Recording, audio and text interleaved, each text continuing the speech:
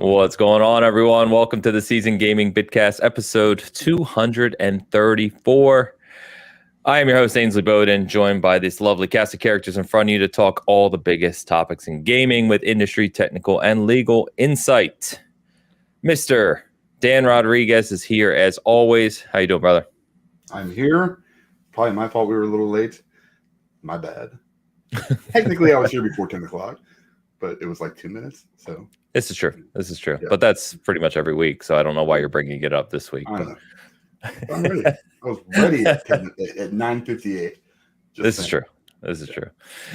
As always, the dapper-looking Mr. Tie Guy Travis. What's happening, dude? McClunky. Oh, very okay. All right. McClunky today. Yeah, that was. I think he was going for the McClunky. All right, there we go. There you go. Let's get amped. Let's get psyched, guys. All right. People already talking about the outline for Hoeg. Hoeg is with us in spirit. We're starting out with the standard outline this morning. Don't worry, the gold will return at the right time. So before we get started today, topics today, we've got a lot to talk about. Obviously, we're going to be talking about kind of the layoffs across not only the tech sector, but Microsoft and Xbox, Riot Games, a few other things. Obviously, the big topic today is what's going on over at 343 Industries, some of the information and I shared and others shared in the article I wrote and what that ties to, along with the bigger conversation of just live service in general. I think Travis has some really good kind of thoughts on that and that we've discussed before, but I think we're seeing some of the things come to light that we're going to talk about. We've obviously got PSVR 2 launching in about a month, and we got some more on the launch lineup on that. We've got the next episode of The Last of Us coming up tonight, but we can talk about what we thought about the debut and a few other things as well. Before we get to that, want to say that Hoeg talked to us last night. We talked to Hoeg. So we obviously have a Bitcast chat with the four of us, and I will say that Hoeg is, doing as well as can be. He's progressing well, working hard. Obviously, everything we've said before about it being obviously a very tough thing to go through and kind of the struggle. But, in terms of spirit, as Mrs. Hoeg and co-counsel continues to update everyone, it sounds like he's in good spirits. His wit and humor are fully intact, of course. And he said he is climbing up the walls, ready to get out of there and wants to rejoin not only our conversation here, but obviously his own content creation and everything that he likes to do. So, good to hear from him. Does anybody else think that better enjoy it while we can, because he'll be back soon?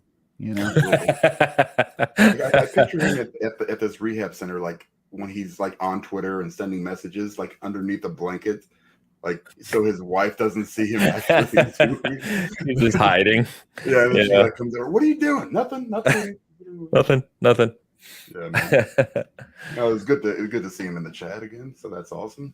Good news. Yeah. I told him no peeking because we were talking about the lovely Cracker Barrel / Resident Evil 6 package that we're sending his way, and it was spoilers. No spoilers, Hoeg. No. Yeah. So, but he'll be back with us. We told him we'll do him proud today, and we're looking forward, obviously, to when he comes back. But as Travis said, we'll take advantage, while he's not here. I missed his photo because it's the only time we had a similar dress code. That's very true. I thought about recreating it this week. I was going to wear like a gray suit and put the blue shirt, blue tie, and I just couldn't bring myself to be that one note. That's like a really rookie move to do, like blue shirt and blue tie. It bothered me, so I just couldn't pull it off. I went with this instead. Sorry, guys. Wow. Sorry, Hoeg. I can't be that basic, even if I try. Calling Hoeg one note right at the start of the show. All right, man. All right. I like it. Welcome back. If you want to fight me, you're gonna have to get out of there yourself. Know the warning signs. No warning signs at all. We've got the super chat right out of the gate from Mr. Tao. Man, let's hit it up. Fast, Tao. I know. Bitcasters, so me and Elu will convert Ains to play Monster Hunter Rise. Halo will get his blood pressure too high. LOL. Have fun, guys. Hashtag shrimp fried rice. Fantastic. Yeah, thank you, Tal. Yeah, if I'm looking a little tired this morning, I was up late streaming Halo last night, ranked, which if you play Halo Infinite ranked, you know the frustration levels that will cause, along with drinking and chatting and everything else. So I'm a little out of it this morning, but we're gonna push on through. So, and no, I'm not gonna play Monster Hunter Rise. Is a good game though. It's Did pretty it come good. out already for the don't other you two guys systems? start? No, but here's the great thing about Monster Hunter Rise is that part of the difficulty is the controls. It's kind of like that game QWOP, you know, the QWOP game where you're running around. It's kind of like that. It's like the controls are so weird. I love that game. You should play it. It's actually pretty good. It just takes a really long time to get into, but then once you get a hold of it, you're kind of like laughing and hanging out with friends and fighting one monster for 45 minutes. It's a good time. It's like Dark Souls, if the Dark Souls controls were intentionally hard to use. So like Dark Souls 1, it's a throwback. And yes, Dan, it is out. It came out on Friday. Yeah, it's on Game Pass. Yes. It's a good time. Nice. Yeah. So, Tal, thank you, man. Fat Boy Horror coming out of the gate with its super chat as well. Jeez, man. Right off the gate. Ains, the home cinema is awesome, by the way. Yes. How do you feel about Halo being redone from scratch as a more horror/adult game? Since apparently the kids don't appreciate Halo. That is a Ains question. It is, and he's referencing something there. There's a lot of hot takes around Halo, obviously, over the past couple days, and I will answer that because I feel that's going to kind of jump into our bigger conversation. I will get back to that, Fat Boy, I promise. That's great about the cinema, though. We were talking about home theaters the other day, and we have a home theater channel in our Discord, which is what he's referring to. So he bought some new equipment, and it's awesome to to see people enjoying that stuff. So thank you, Fat Boy, and we will come back to the Halo question. Googleman as well. Good old Googleman. Crazy this morning. All right. The menu is very timely and poignant social commentary and likely to promote burger consumption to unknown heights. Maybe. Video games. Fantastic.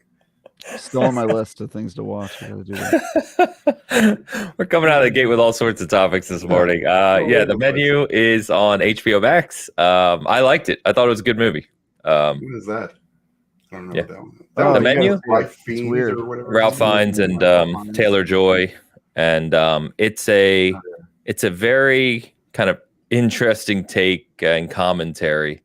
They call it like a horror movie. It's not a horror movie. It's more of like, I don't even know what you would call it, to be honest with you. It's like The Fly. You see The Fly with Jeff Goldblum? I mean, Trust me, I've seen The Fly, but I didn't expect that comparison. Classic movie. It's because you know how that movie's not really horror, but it's gross. It's gross.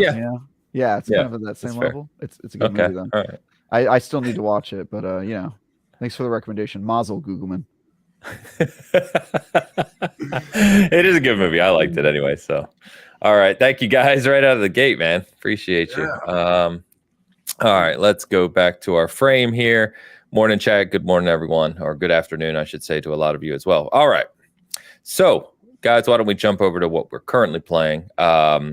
I know that, like we said, Monster Hunter Rise came out on Friday on the modern consoles on Game Pass as well. I know Persona 3 Portable and Persona 4 Golden are both out on modern consoles as well, which is awesome. I installed 4 Golden because I love that game, but I haven't gotten to it yet. But what have we been playing? Anything good?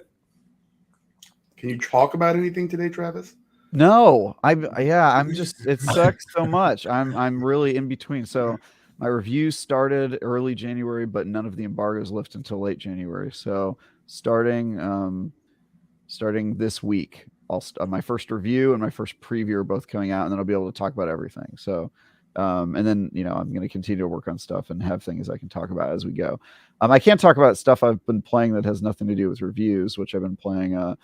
Fire Emblem Engage. I'm still working my way through Temtem, playing a lot of I'm also working my way through God of War. I got a lot of stuff I need to catch up on as well. So I'm getting through that. And I think that's all the major stuff. Last night I had some friends over. We played Keep Talking and Nobody Explodes. You guys ever play that one? I haven't played it, but I've heard about it and seen it. Quite good.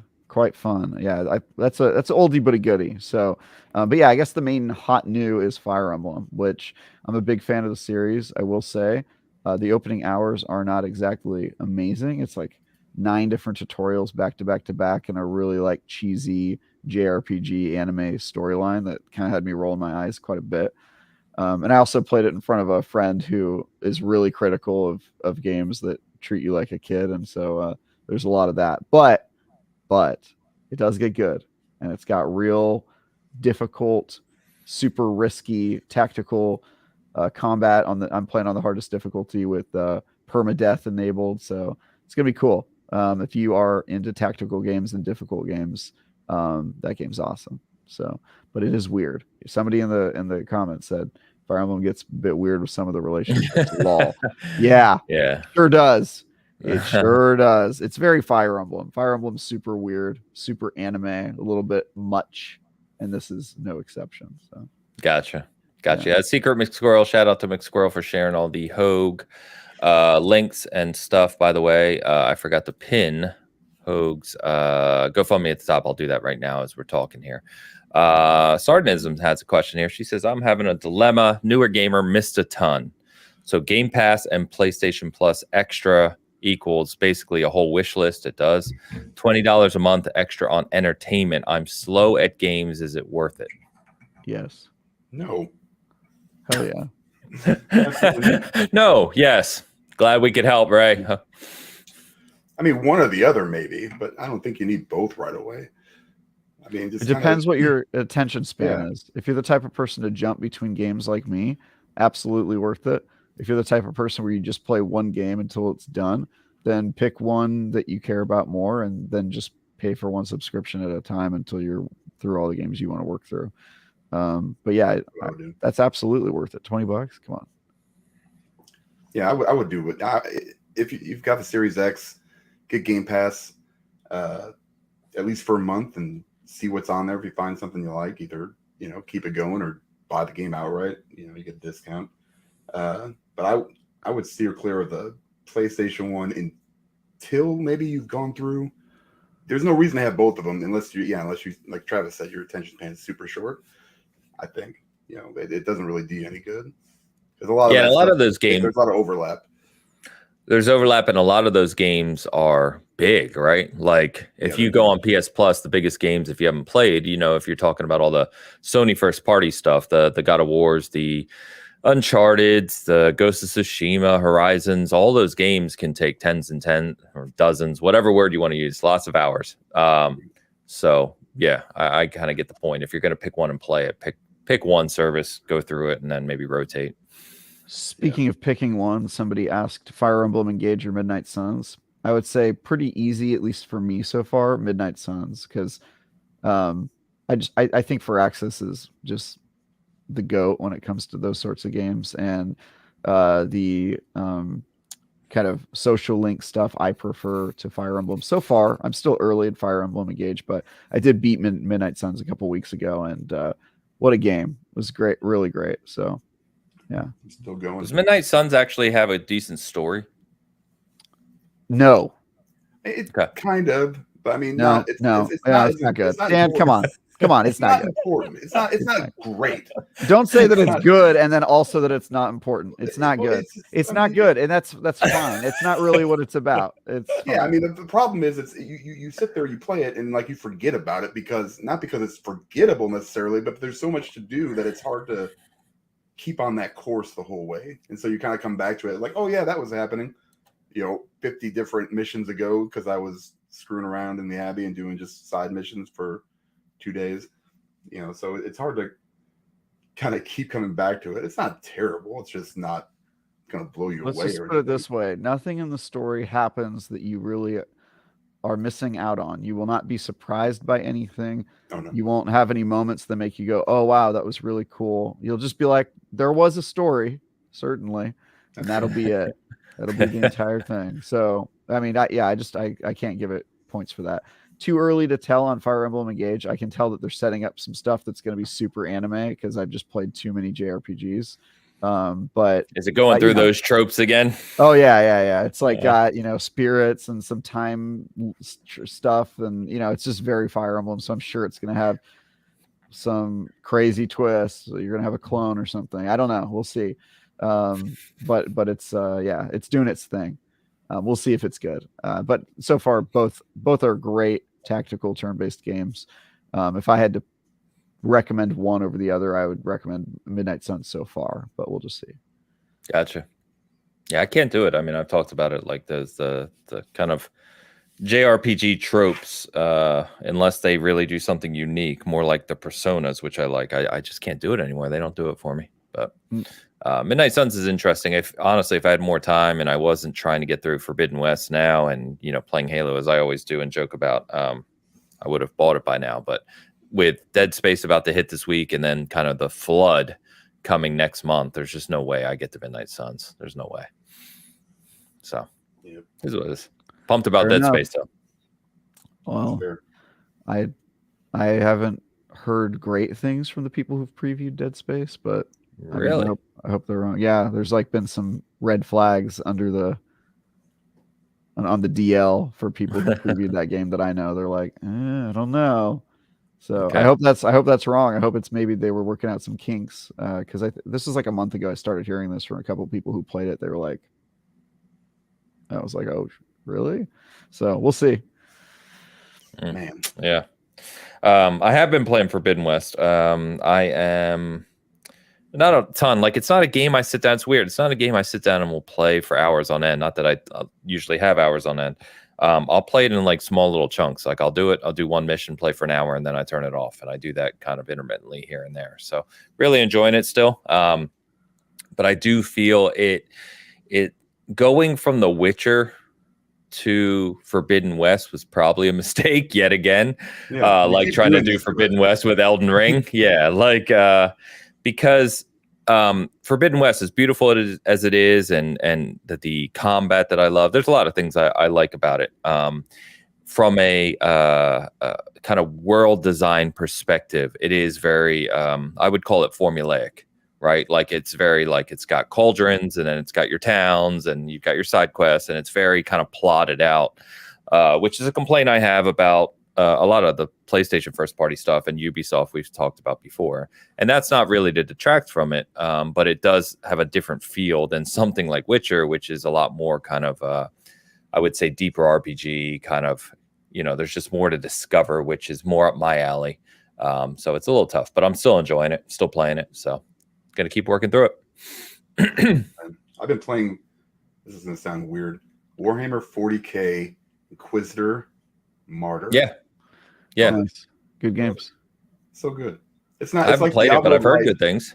Yeah, it's top down, ARPG, and it's like Diablo. I haven't gotten super deep into it yet. In fact, I just got past like the first tutorial section, but it's really good. I've had a really good time with it. It's simple, but it's also I can see where it, it gets those comparisons to Diablo, but I just don't think it's going to get to that loot level of Diablo ever. Not even close. No, that's what kills me with other ARPGs, because like I can like the combat, the world design, the character building, but if the loot is not really deep and like really interesting to where I'm continually, tuning it and finding new stuff and getting that kind of carrot on a stick feeling, it kills it for me. Like I need that in my ARPGs. And I'm super early, so maybe that changes. I have no idea. Good. But I've recently kind of got back into like just watching some videos on 40K. I used to really be into it with the miniatures and stuff like that. And I was like, oh man, really? Paint. I would never have thought about you, Dan. Had 2 giant armies fully painted. I can't paint faction? Anymore. I had the Eldar, and then I had a like a 7,000 or 8,000 point Dark Angels regiment, basically. Nice. Yeah. I was extremely poor as a child, so I mostly just sat in game shops and hobby shops and watched people do it. But it was always one of those games I was just like, damn, if I were rich, this would be the dopest thing ever made. Yeah, it's incredibly expensive. Yeah, it was. Yeah. It was. Yeah, that was right around my college years. So it was always like, okay, do I want to eat or do I need a new Inquisitor? It's just like, Yeah. It's super fun. They had there was a Blood Bowl game. I played that too, which was super fun. I remember Blood Bowl. I'm partial to the Swarm Lord. Yeah, I like the Swarm folk. No, the Chaos, the Tyranids. Oh, the Tyranids. Yeah. Tyranids are cool. Fantastic. I don't know what happened to this show all of a sudden. I love it. We're talking about Warhammer. I know. It's awesome. Back off, bro. Back off. All right. I actually still have the army downstairs somewhere. I love that Christy says, I love that we're always learning new things about Dan. He is. He's just like an onion. You just peel back layers. Peel back layers. Guy. You think he hates everything, and then every once in a while you see just a beacon of his childhood joy. The light just peeks out from the darkness. Yeah, you find a little piece of Dan that survived the world killing him. You know what I mean? There's just there's behind layer and layer of rotted flesh. There's just a piece of him still beating. It's nice. I like to bring something once a month, kind of shock people. But it's like that zombie that he's dead, but he just stares at you for just a second long. You know what I mean? And you're like, there's something still there. He's in there somewhere. Yeah, I appreciate it, Dan. That's really good. Appreciate it. In 4 days, Freelancer comes out, so everything's off the table basically. Hitman. Took me a second. I was like, what game? Hello, Ains and I are like, I don't know what Freelancer is, but I know it took me a second. Something in Hitman. That must be. All right. We got a couple other super chats to grab here from random name. Random name, 499 super chat. One of my favorite parts of my Sundays. Also, I wish Sega would bring back Shining Force. Ooh, yes. To compete with Fire Emblems. Hey, I'm all for that. Great shout out. Yeah, Shining Force is an amazing series, which actually started with Shining in the Darkness, which I think I still have my Genesis copy of Shining in the Darkness. But fantastic series. Between that and Phantasy Star, some of my favorites of all time. Great era between those games on Genesis or Mega Drive if you're over in Europe, and we were just talking in DMs, Dan, about the classic Square Soft 16-bit RPGs. Those 16-bit RPG days were untouchable. I mean, the number of classics is just amazing. Man, thank you though. Appreciate you. Sorry, got the other super chat here from Mr. Don Lionheart. The $10 super chat. Hello, friends. I hope everyone has been well. I missed participating lately. I flew to Turkey last week and got a hair transplant. 7,750 grafts equals hopefully not bald anymore. Love you all. Wow. Dude. Wow. How was Turkey, though? Because my wife how was Turkey? That's really what I want to know. Yeah, she loves Turkey. That's all she does, dude. Like, she will sit there and watch shows in Turkish on Netflix. She doesn't speak Turkish. I gotta be honest. You guys are throwing me for more loops this morning than I have ever expected in a Bitcast. We've gone through movies. We've gone through Warhammer. We've gone through Turkish traveling. I don't know what's going on this morning. All Dan today. I can't. Listen, man. Like, that's what she calls it. I was like, "What are you watching? Turkish?" I'm like, what? It's like if you took like the Law and Order or like soap operas and kind of mix them together and then put them in Turkey. That's what she watches. I swear to God, Dan and his family are aliens pretending to be humans.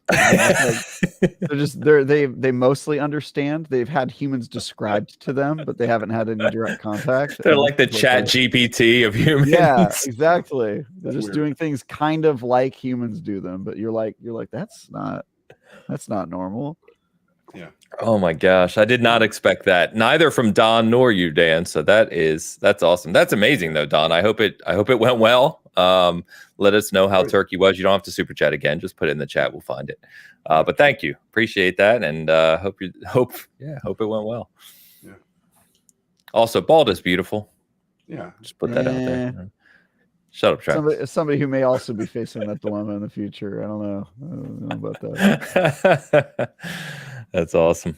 All right. I also wanted to quickly shout out because Benjamin Too Good in the chat mentioned it. Did you guys see this trailer for Skyblivion that is going around? The like gigantic mod for Elder Scrolls Oblivion, which kind of updates it with aspects from Skyrim, but it's like a complete overhaul of the world of Oblivion. Basically, Oblivion made with like a Skyrim engine, more or less. Like they kind of.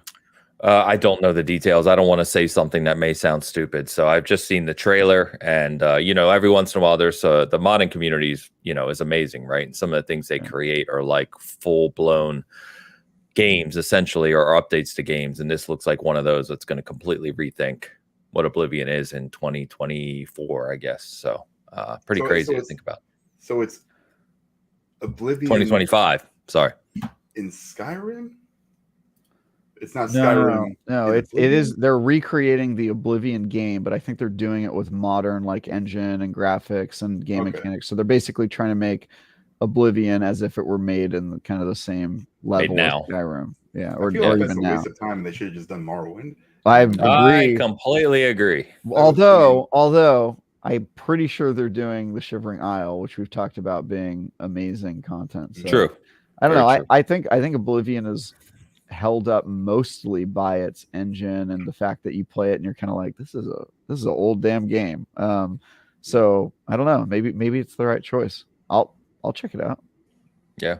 Some people, I know my stepson was pumped about it. He likes Oblivion better than Skyrim, which I found some people do, and I don't know why. You always remember your first, I think it's because Oblivion was the first Elder Scrolls game that had a mass market appeal, and then Skyrim had a huge mass market appeal. And so I think some people who got in the Oblivion era feel like they, were a part of something and they have like a special connection with that entry specifically. I played the crap out of that game, but because I played Morrowind even more somehow, Morrowind is sort of my game. But I get it. I get why you would love Oblivion. It's a great game. Yeah, that's fair. That's fair. And I will say that you criminal scum. I will say that Oblivion, to your point about mass market appeal, right? It was on the 360, and when you first played that game on the 360 in 2006, I believe it was, that game was mind blowing. It really was. It was, yeah. It was supposed to be a launch title. I think it ended up coming out a couple months after the 360 launched, but because it got delayed, obviously, it's a Bethesda game. But yeah, that game was really impressive at the time. It really was. No doubt. It has the best expansion. Did some super cool stuff. But yeah, thank you. Great game. Yeah. Good stuff. Good stuff. All right. Why don't we jump over to kind of our main topic today, which is going to be a broad discussion on what's going on across the tech industry. Obviously, we don't have to touch on that too long, but it impacting gaming to a degree. So a couple, since the start of the year. So it looks like from the tech sector, over 200,000 jobs let go. You've got Amazon, you've got Google, 12,000 the other day, Amazon, 18,000, Microsoft, 10,000, Twitter, a bunch of others. In terms of gaming, right, the biggest news this week, I think, in that space was because of Microsoft letting go 10,000 jobs. Xbox was impacted to a degree. It doesn't sound like it was very large scale directly of first-party studios, but we know that some people at Bethesda were let go. I don't know an official count there. And of course, the biggest topic for today is really around 343 and that future there. We also don't forget that Stadia shut down this week, guys. So it is that is officially, rest in peace. And great tech, bad support, and Stadia's servers, I have learned, IGN has learned that Stadia servers are now powering Google Meet. Like the conferencing? Yeah. Really? Yeah. I thought you meant MEAT Meet. I was like, what the hell is Meet? No. Which I'm baffled that Google Meet isn't better, because Stadia's servers, I think, were the one thing we can all agree was pretty good. Anyway, I digress. Go on. Sorry.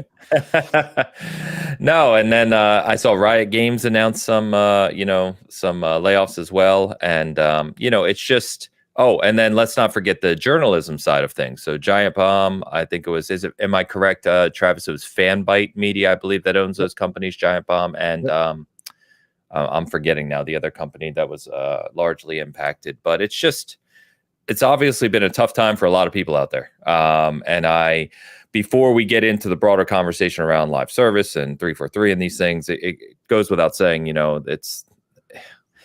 in an industry, and I know, Travis, you've talked about this, Hoeg's talked about this a lot, but an industry that is kind of more dynamic. And I was speaking about this on Cast Co-op the other day, that when you're talking about the tech industry, particularly things like either gaming or technology that is new, right? The HoloLenses of the world, the programming languages that are new and trying to change things, right?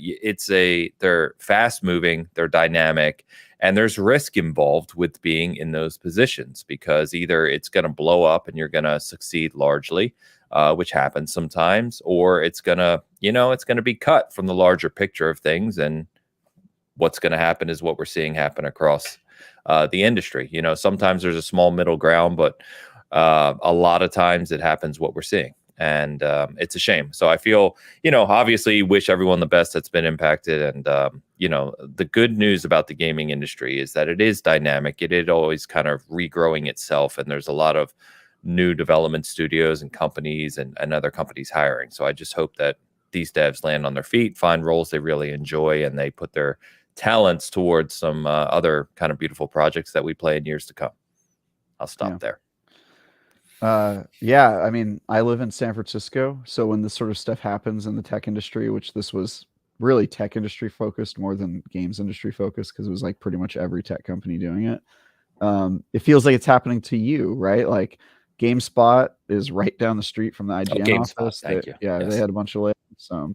Google laid off 12,000 people, and I mean, to a certain extent, people in California who work in the tech industry expect high risk, high reward, right? It's why we get paid so much, because your jobs aren't necessarily super secure. That's kind of part of the fun of it, at least it is for me. Obviously, it's never a good thing, and I feel terrible about the people I know who are looking for new work. But I think we'll bounce back. I think this sort of stuff happens. Bracing for a recession, tech companies really overhire a lot of times and have too many jobs, and so this sort of thing is sort of a natural setback. And I hope we start to see growth again. Obviously, I think everybody wants that, but yeah, it never feels good when it happens to you or people and I know a lot of people that are either in that position or have coworkers that they're saying goodbye to, and it's a recession. Companies aren't growing, at least for the next year probably, and then we'll bounce back is what I'm reading. So we'll see. Yeah, the feels like a lot of the things we're talking about too, and the kind of experimental divisions or departments that are trying out new things. It's the fail fast, and I know we've talked about that as well, right? You hire up, and put a lot of money into it, inject it, see if it can blow up to be something big, and when it's not, sadly, it gets cut. It's a risk, as you said. Yep. High risk, high reward. Fail fast and make mistakes once is the motto of the creed of a lot of tech startups. Or Google, it's fail 100 times or fail fast and make mistakes 100 times is their philosophy. But yeah, it's good. Yeah. Did a lot of these people, they were contract workers, right? Like gig workers. Isn't that the people I know were straight up like let go, like had full-time salaried employees, like the people I know at GameSpot and some of the other companies. Google, I think a lot of their layoffs were like not people in the United States. Google has like a lot of employees, and it's sort of happening in pockets. In divisions. I'm sure some people got laid off from the Stadia thing, because that just happened, this same week where they announced 12,000 layoffs. So I'm sure some of that was that. I'm not really sure. Microsoft seems like it was the one that hit gaming probably the hardest. Yeah, so, most of those employees, at least that I'm aware of, in the gaming space that were affected were not contractors. These were full-time positions. Yeah. So especially it makes sense with some of the it makes sense with some of the stuff we're seeing at 343, obviously. Bethesda was a little surprising. I'm not sure what positions were cut there, but yeah, it's a rough time. Yeah. RJH asked around opinion on having effect on the Activision Blizzard deal. Now, obviously, it goes without saying, Hoeg would be best to speak to that. But one of the things I've seen a lot of people saying this week, which I disagree with, you guys can let me know your thoughts, is why is Microsoft letting go of 10,000 people over here while they're spending or attempting to spend $69 billion over here for Activision Blizzard. And what I talked about on Cast Co-op was that you can't make those kind of direct correlations in neither the industry nor a company the size of Microsoft, right? You're talking about a company that has over 200,000 employees. It's a, biggest company in the world, global, all over the place. And what I tried to explain is that when you're talking about a company this big that has their hands in as many things as they do, right? You have countless divisions of thousands and thousands of people that do huge range of roles, right? And some of those will be tailing down, like what we're talking about, right? There's the work that stops on projects. There's projects that get cut. There's all these other aspects and factors that go into kind of staffing models for certain things within the company at large, right? That is completely separate from a planning, future investment strategy and portfolio strategy to what they're investing over here for Activision Blizzard in their gaming segment, right? So as we know, Nadella has talked about being all in gaming, and we've heard all these things about that. So they're, from a top-down view of Microsoft, right, their investment into gaming may be a higher priority than their investment into these other divisions that they're now kind of chopping away. You can't make a one-to-one to say, well, there's 10,000 employees, why not just move them over here? It's not how it works. You know what I mean? So I don't think I would stay away from making the direct correlation of like, why are they firing people while they're spending money over here? That's just not how, it's not how business or companies work. You know what I mean? Those are two completely separate things. I think I agree with that. I mean, I'm not in that business. I'm not in, never have been. So I couldn't tell you. So I don't want to speak on something I don't know. Like, I guess my question would be, well, those things, I agree with you. They don't really have that direct correlation. It's a completely separate thing. What about management as a whole? When you look at the situation, all these cutbacks, a lot of delays, a lot of other stuff. What do you think? How do you think that's going? I think it's going to be fine eventually, but I'm just wondering what you guys think about, how are you talking about, or Spencer, or or like just the results, I guess, or what we're seeing from Xbox. This is just kind of another, it sucks for sure. I mean, it makes me sad that other people lost their jobs, but like you said, it's kind of part of the business. It's kind of part of the modern day situation with the recession and stuff. So like my concern would be more like, it's just not good optics, I guess. We kind of skip. It's never good optics. Yeah. Right. I mean, based on, it's kind of a bunch of other things. It worries me a little bit, I guess. So I'm trying to figure out what you're asking, Dan. Are you saying it worries you from a game development delivery perspective? Yes. Like, yeah, so I think it depends on which, like for 343, it should definitely concern you about game delivery because of the types of layoffs that we're seeing and the specific messaging around that. I think some of it was actually in order to get good optics, right? Like every tech company is laying off a certain number of employees, and it's supposed to signal to investors like, hey, we're tightening our belts, we're bracing for this year of recession we're probably going to encounter. And it's sort of like them doing it to show like, we can be adult about this. We're still managing our employees. We're not too bloated, that sort of thing, which is kind of a shitty reason to lay people off, frankly. As for the Blizzard Activision acquisition, I think it's kind of weird to suggest that the reason they're spending $69 billion is to acqui-hire employees. I think most of the time that's not why you buy a company, unless it's the people at the top, like your Todd Howards, which they're definitely not buying it to acquire the leadership team on Activision Blizzard, I would argue. They're buying it for the intellectual property, for the foundation stuff, like the technology that they've got and the assets and that sort of stuff. Maybe some of that is acqui-hiring, like they're probably looking at some of the Call of Duty devs and they're shooting bona fides and that sort of thing. But unless a significant quantity of the 69 billion is for employee retention, vis-a-vis what Sony did when they acquired Bungie, it was very clear they wanted to acqui-hire the employees because they put aside billions for employee retention benefits. Usually that's not the sole reason that you buy a company. sometimes, but usually not. So I don't know. I don't think that that's a super solid argument. And then as for the people that are getting let go, I think, part of it is just them virtue signaling to investors that they're, financial fiduciary responsibility. We're being responsible people. And then probably they have some redundancies. They're an enormous organization. Things slip through the cracks. They hire multiple people that are doing the same jobs, but for different teams. And they've also acquired employees. When they acquired Bethesda, a lot of what you do there as a former hatchet man for a company that acquired a bunch of other companies and then had to let people go.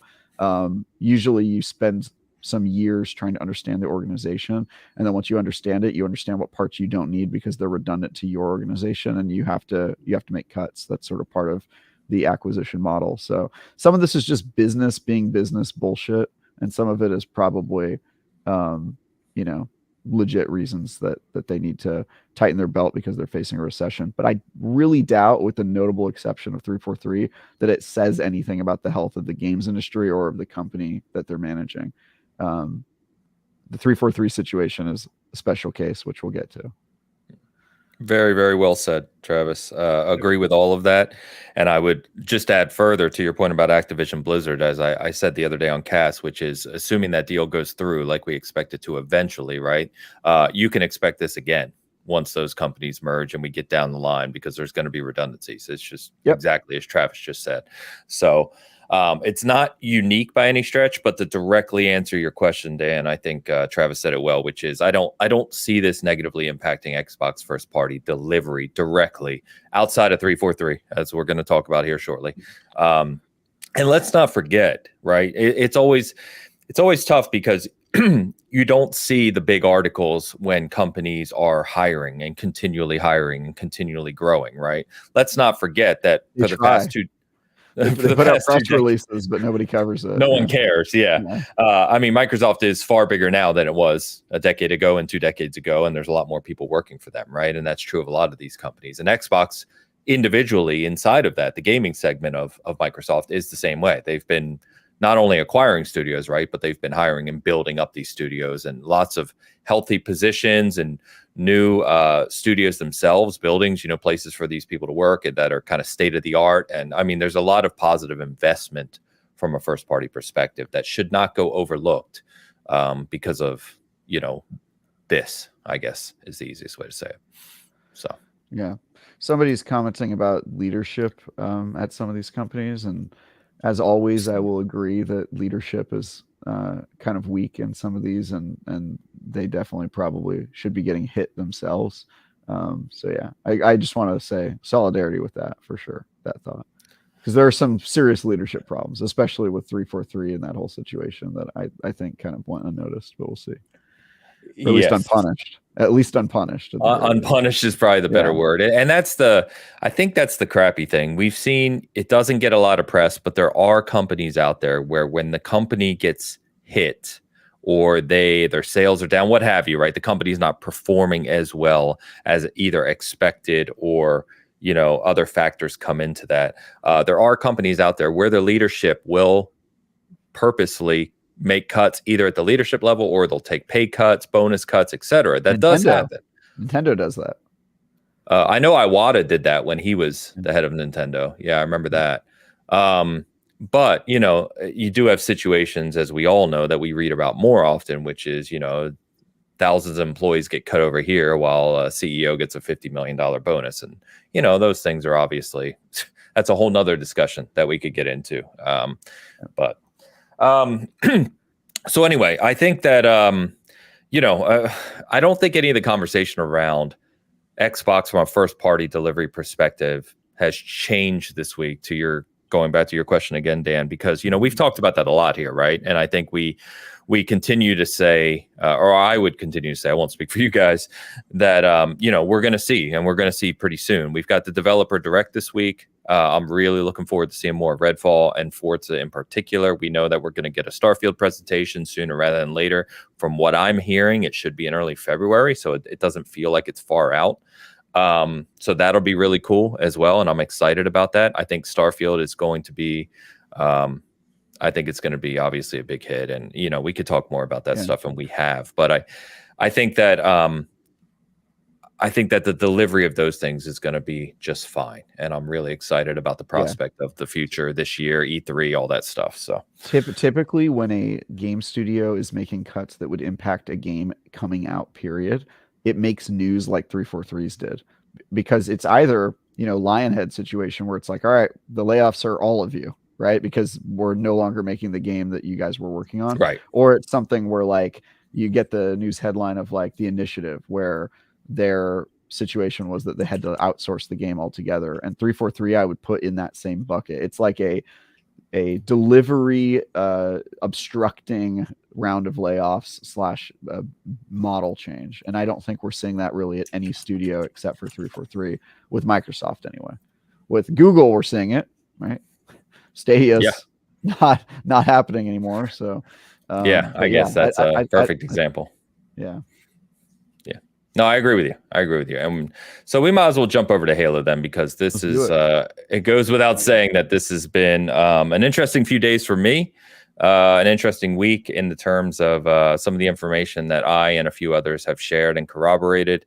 There's obviously people challenging what we shared. I'm gonna bring Gold Hoeg. I need Gold Hoeg for this one. Hold on. Real quick, if you guys have not watched the last Cast Co-op episode, after this, please go over there and watch that. Towards probably the last half, it's fantastic. I mean, the whole show is fantastic, but man, it's some good content. I'm just gonna shout it out because I really, really enjoyed it. And they talk about this, but not in the way that we're about to talk about this. I'm guessing it's gonna probably be it's better. It's better. Sorry, I'm just gonna say it. No, you're fine. Yeah, it was fun. They wanted to get my ire up, and as much as I tried to remain calm, they were eventually successful in that endeavor, and it made for a lot of fun. But by the way, before we get into the full details here, let's get Gecko's super chat because it relates to what we're talking about. Perfect. All right, with €6, is it common for Halo to shit the bed whenever Microsoft shits the bed? I'm assuming that's what it's supposed to be. I don't think there's a direct correlation there, Gecko. No. And one of the things I want to be really careful of, which we're going to get to, is I would argue that Halo has not shit the bed. I would argue that there's an echo chamber that says that. There's the Twitter community to about that a lot, but I'll talk a little bit more about that here in a moment. But no, I don't think there's a direct correlation there. Let's not forget that the Bungie situation was obviously unique at the time, and Xbox wouldn't be what it is without Halo. I think we can all agree on that. But no, I wouldn't say that there's a direct correlation of what happens with Halo and Microsoft themselves. Also, Microsoft shitting the bed. Yeah. When did that happen recently? When hasn't it happened? Would be a better question. When hasn't Microsoft been shitting the bed for the past decades? You know what I mean? I shit the bed last night. Yeah. Dan is the common day of Microsoft Corporation. Yes. Gecko, thank you for the super chat. Obviously, we're going to kind of elaborate here now. So, anyway, let's start with if you obviously are not don't know all the details, right? So let's start from the beginning here. So basically, as part of these layoffs that we're talking about, 343 was hit the hardest. And there were rumors initially that it was around 60 people. Then the rumors ramped up to 120, 130 people.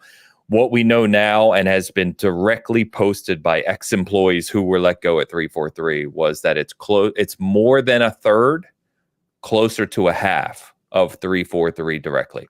And that includes the vast majority of the art team, as well as people that previously worked on campaign / single player content, and a number of other, ancillary roles, right? That kind of cross over to different functions. So that began to, as that news came out, there was a lot of conversations kind of behind the scenes. And I was having a few conversations with people who I consider extremely trusted sources. Now it should go without saying, if you listen to this show, if you watch Season Gaming or listen to me on Twitter, like I don't claim to be an insider. I don't claim to have a ton of information on specific things all the time. Obviously, I hear a lot of things, Travis hears a lot of things. There's stuff that just goes around right behind the scenes. When it comes to Halo, I know a little more than most. And when it comes to kind of knowing some of the things that are coming for Halo in the future, what's going on at 343, I feel confident saying that information that we have is accurate. And so I was talking to a few people.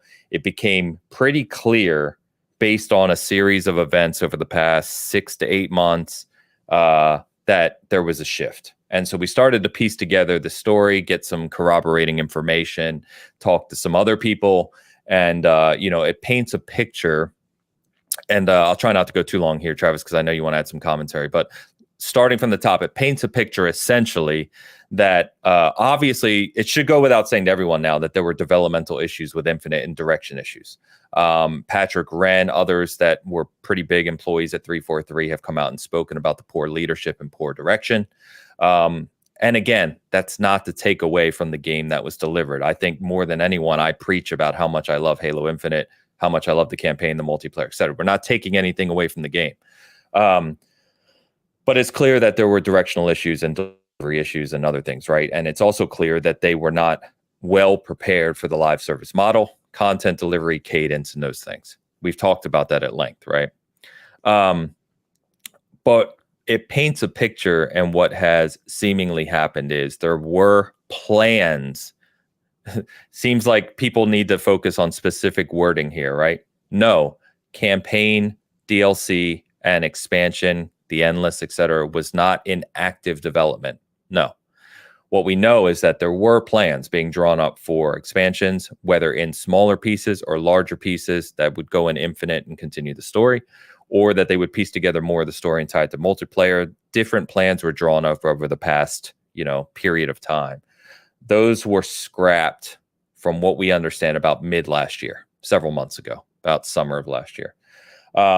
It also ties together with Bonnie Ross leaving and 3 people basically taking her place, right? They split that role. Pierre Hintz is now the studio head.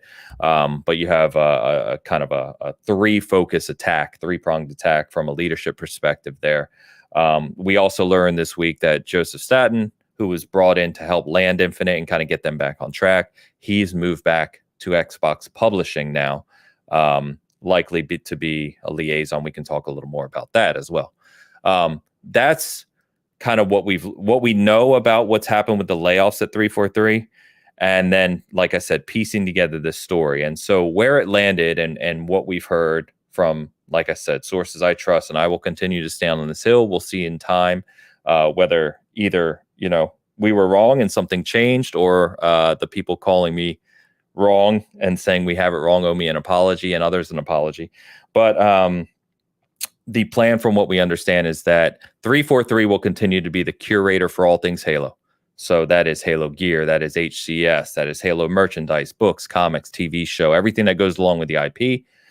The live service element of Halo Infinite continues untouched. In fact, it is accelerating, right? So we have HCS Year 2 kicking off next month. We have Season 3 kicking off in the beginning of March. Season 4 plans they haven't shared them. We do have details on what is in Season 4 already that I'm pretty reliable on. And all of that is moving forward at a faster rate than before with additional resources. So that's the good news, right? If you like Halo Infinite multiplayer. What has changed is that the conversation has shifted from active development of what's to come for the future of Halo storytelling and single player stories. And that development will be a shared commodity. Not that 343 won't be involved, but they will not be the sole developer of single player Halo going forward. Now, what that looks like, right? What games we get from that, who specifically works on these games, et cetera, we don't know. It's just that directionally, 343 will continue to lead it. Obviously make sure it fits with canon and lore and all of that, but that developmental resources will come from other areas. So the last thing I'll say, because I know I've been going for a while here, one of the things that kind of disappointed me, right, is that people, as usual, I shouldn't have expected anything different, was that they didn't read the details. They're, suddenly, all of a sudden, it's like people are saying rumors that 343 is not developing Halo anymore. And it's like, nobody said that. There nowhere in any of the information that we shared did anyone say that 343 was dropping Halo, moving away from Halo, not developing Halo. That's not what was said. And so I found it kind of weird that people jumped from A to B, although I guess I shouldn't be surprised. But if you read carefully the details of what has been shared, I'm fully confident in what's been shared. And I think that if you're smart enough to read what's happened over the last 6 months and realize that 343 just laid off over a third of their studio, including single player development resources and your art direction team, you can kind of start to piece this together. It doesn't really take a rocket scientist to put one and one together. Now, sorry, last thing, Travis, I promise. 343, Pierre Hintz then came out and gave what I would call a damage control and the most generic statement I've ever seen someone make. I was kind of disappointed in it, honestly, where he just said, here, I'll pull it up on the screen for anyone who actually didn't see it. This is the message from Pierre Hintz. And keep in mind, this is the only thing we've heard directly from Pierre since he took over as studio head in 6 months. I think it is 7 months. So he came out and said, Halo Master Chief are here to stay. Obviously, Halo's not going anywhere. 343 Industries will continue to develop Halo now and in the future. No one said they weren't, including epic stories, multiplayer, and more of what makes Halo great. Now, again, wording is key here. And I feel like Hoeg pointing out the wording, right? Develop Halo now and in the future. No one said they're not, including epic stories, multiplayer, more of what makes Halo great. Well, makes Halo great is about as generic as you can be. There's a lot of things that make Halo great. No one ever said they're not going to be involved in Halo having epic stories. Nobody said that. What specifically we called out is that core development of the stories is going to be shared. And I think that still continues to be true. And I think that anyone looking at this message from Pierre Hintz as some type of justification saying, hey, these insiders were wrong, are fooling themselves. So sorry, that was like an 8-minute spiel. I apologize. I went on for a while. I'm just trying to make sure everyone's aware of what's kind of happened over the past several days. Travis, you're muted, brother. Yeah, I appreciate the summary. I think I can't really help you flesh out the story because you already know what happened, most likely, especially if you just listen to what Ain said. I think he gave a good overview of the events. But I think the context here, or the editorializing that I would offer, is that this is extremely bad news for 343 and for the people that were managing the Halo franchise. It's a failure of leadership. It's a completely ill-conceived SaaS model, the games as a service model, that I think it failed. It missed so much that I don't know how they ever expected to succeed with that plan, right? And it's very clear to me that 343 wasn't prepared for the burden that they promised of the 10, Halo Infinite, setting forward the next 10 years of Halo in an ongoing sort of live service model.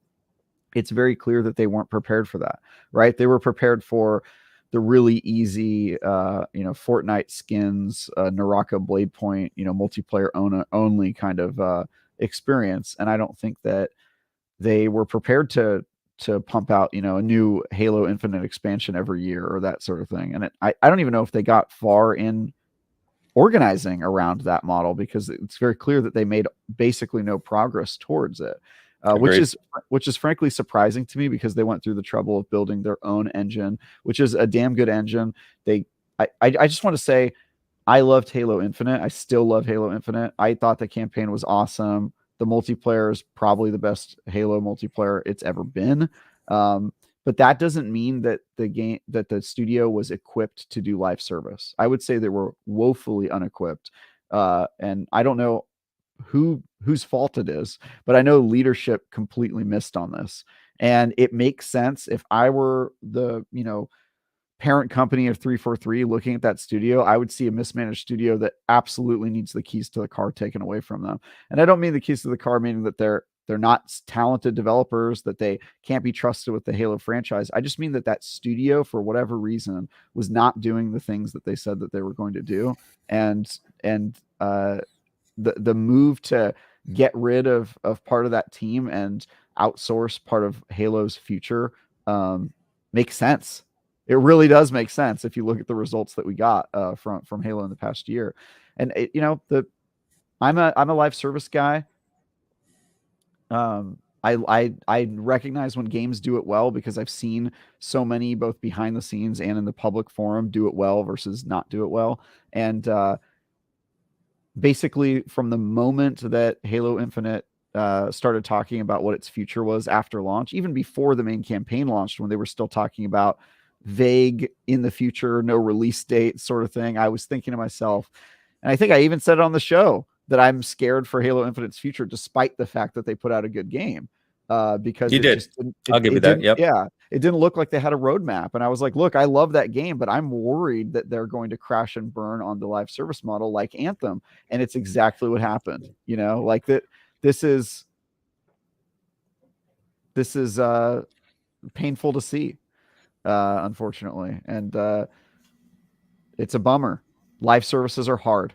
There aren't very many companies that can do it, and now that some of them are successful, the fact that that some of them are out there killing it, you can't afford really any margin of error. If you mess up, there's other alternatives that are doing it better. People can play Destiny. People can play a million other live service games that are doing pretty well. And Halo really wasn't one of them. It wasn't competitive ever. And lots of those games that are doing it well now took their lumps, right? Like Destiny took its lumps. Someone, I was streaming last night and someone brought up Rainbow Six Siege, and I was like, that game took its lumps. It took years for that game to get to where it is now. And it did, but it did so before Destiny existed. That's really the advantage. True. The timing is different here too. Yeah. Yes. If you're in 2014, you can afford to screw up live service for a year, or even 2 years, which I would argue Destiny had a lot of rocky road, but now Destiny exists. It's over, right? You don't have that buffer period of you get to figure it out, because you should have already figured it out, because there's games doing it successfully now. The model's been proven. And I think that's why Sony acquired Bungie, right? Because they don't want to take their lumps. They know Bungie already knows how to do this stuff, and they want that brain trust. That's why they invested so much in keeping those employees. It was an acqui-hire move. And I think Microsoft has dipped into the live service model many times, and the graveyard is full of corpses at Microsoft with live service, whether it's Bleeding Edge and that ill-fated, literally, I think I previewed that game like 3 months before it came out, and I left the preview event going, that game is going to burn, because I talked to the developers there. I interviewed, I think, one of the lead developers, and I said, so what's your plan for after it releases? And they were like, well, we're going to see how reception is, and then we'll start working on stuff. And I went, nope, that's going to die. This game's going to be dead, because you can't do that. You have to start building the train tracks while the train is on the tracks, and you have to be laying down rail constantly. And if you're not doing it, if it's a wait and see approach and, we'll respond to feedback, and nope, you did not build your team right. And I think 343 just did not build their team right. They didn't have the people who were experts on this, who knew what to do, who had a plan. They didn't have a delivery pipeline at all in place. And that's just clear from the news we're learning. The art team gets fired. Of course, the art team gets let go. I mean, that sucks. It's no one on the art team's fault, by the way. The employees at 343 are super talented. They made Halo Infinite. It's a great game. All we've heard from those people is that these are some of the most talented people around, and it's leadership who let them down, exactly. Which sucks. It's a super talented studio. It has everything to do with the leadership team and their failure to plan for the burden of a live service model and a games as a service team. They just did not have a plan. They didn't have the expertise, and it's super, super disappointing, because Halo Infinite is fucking awesome.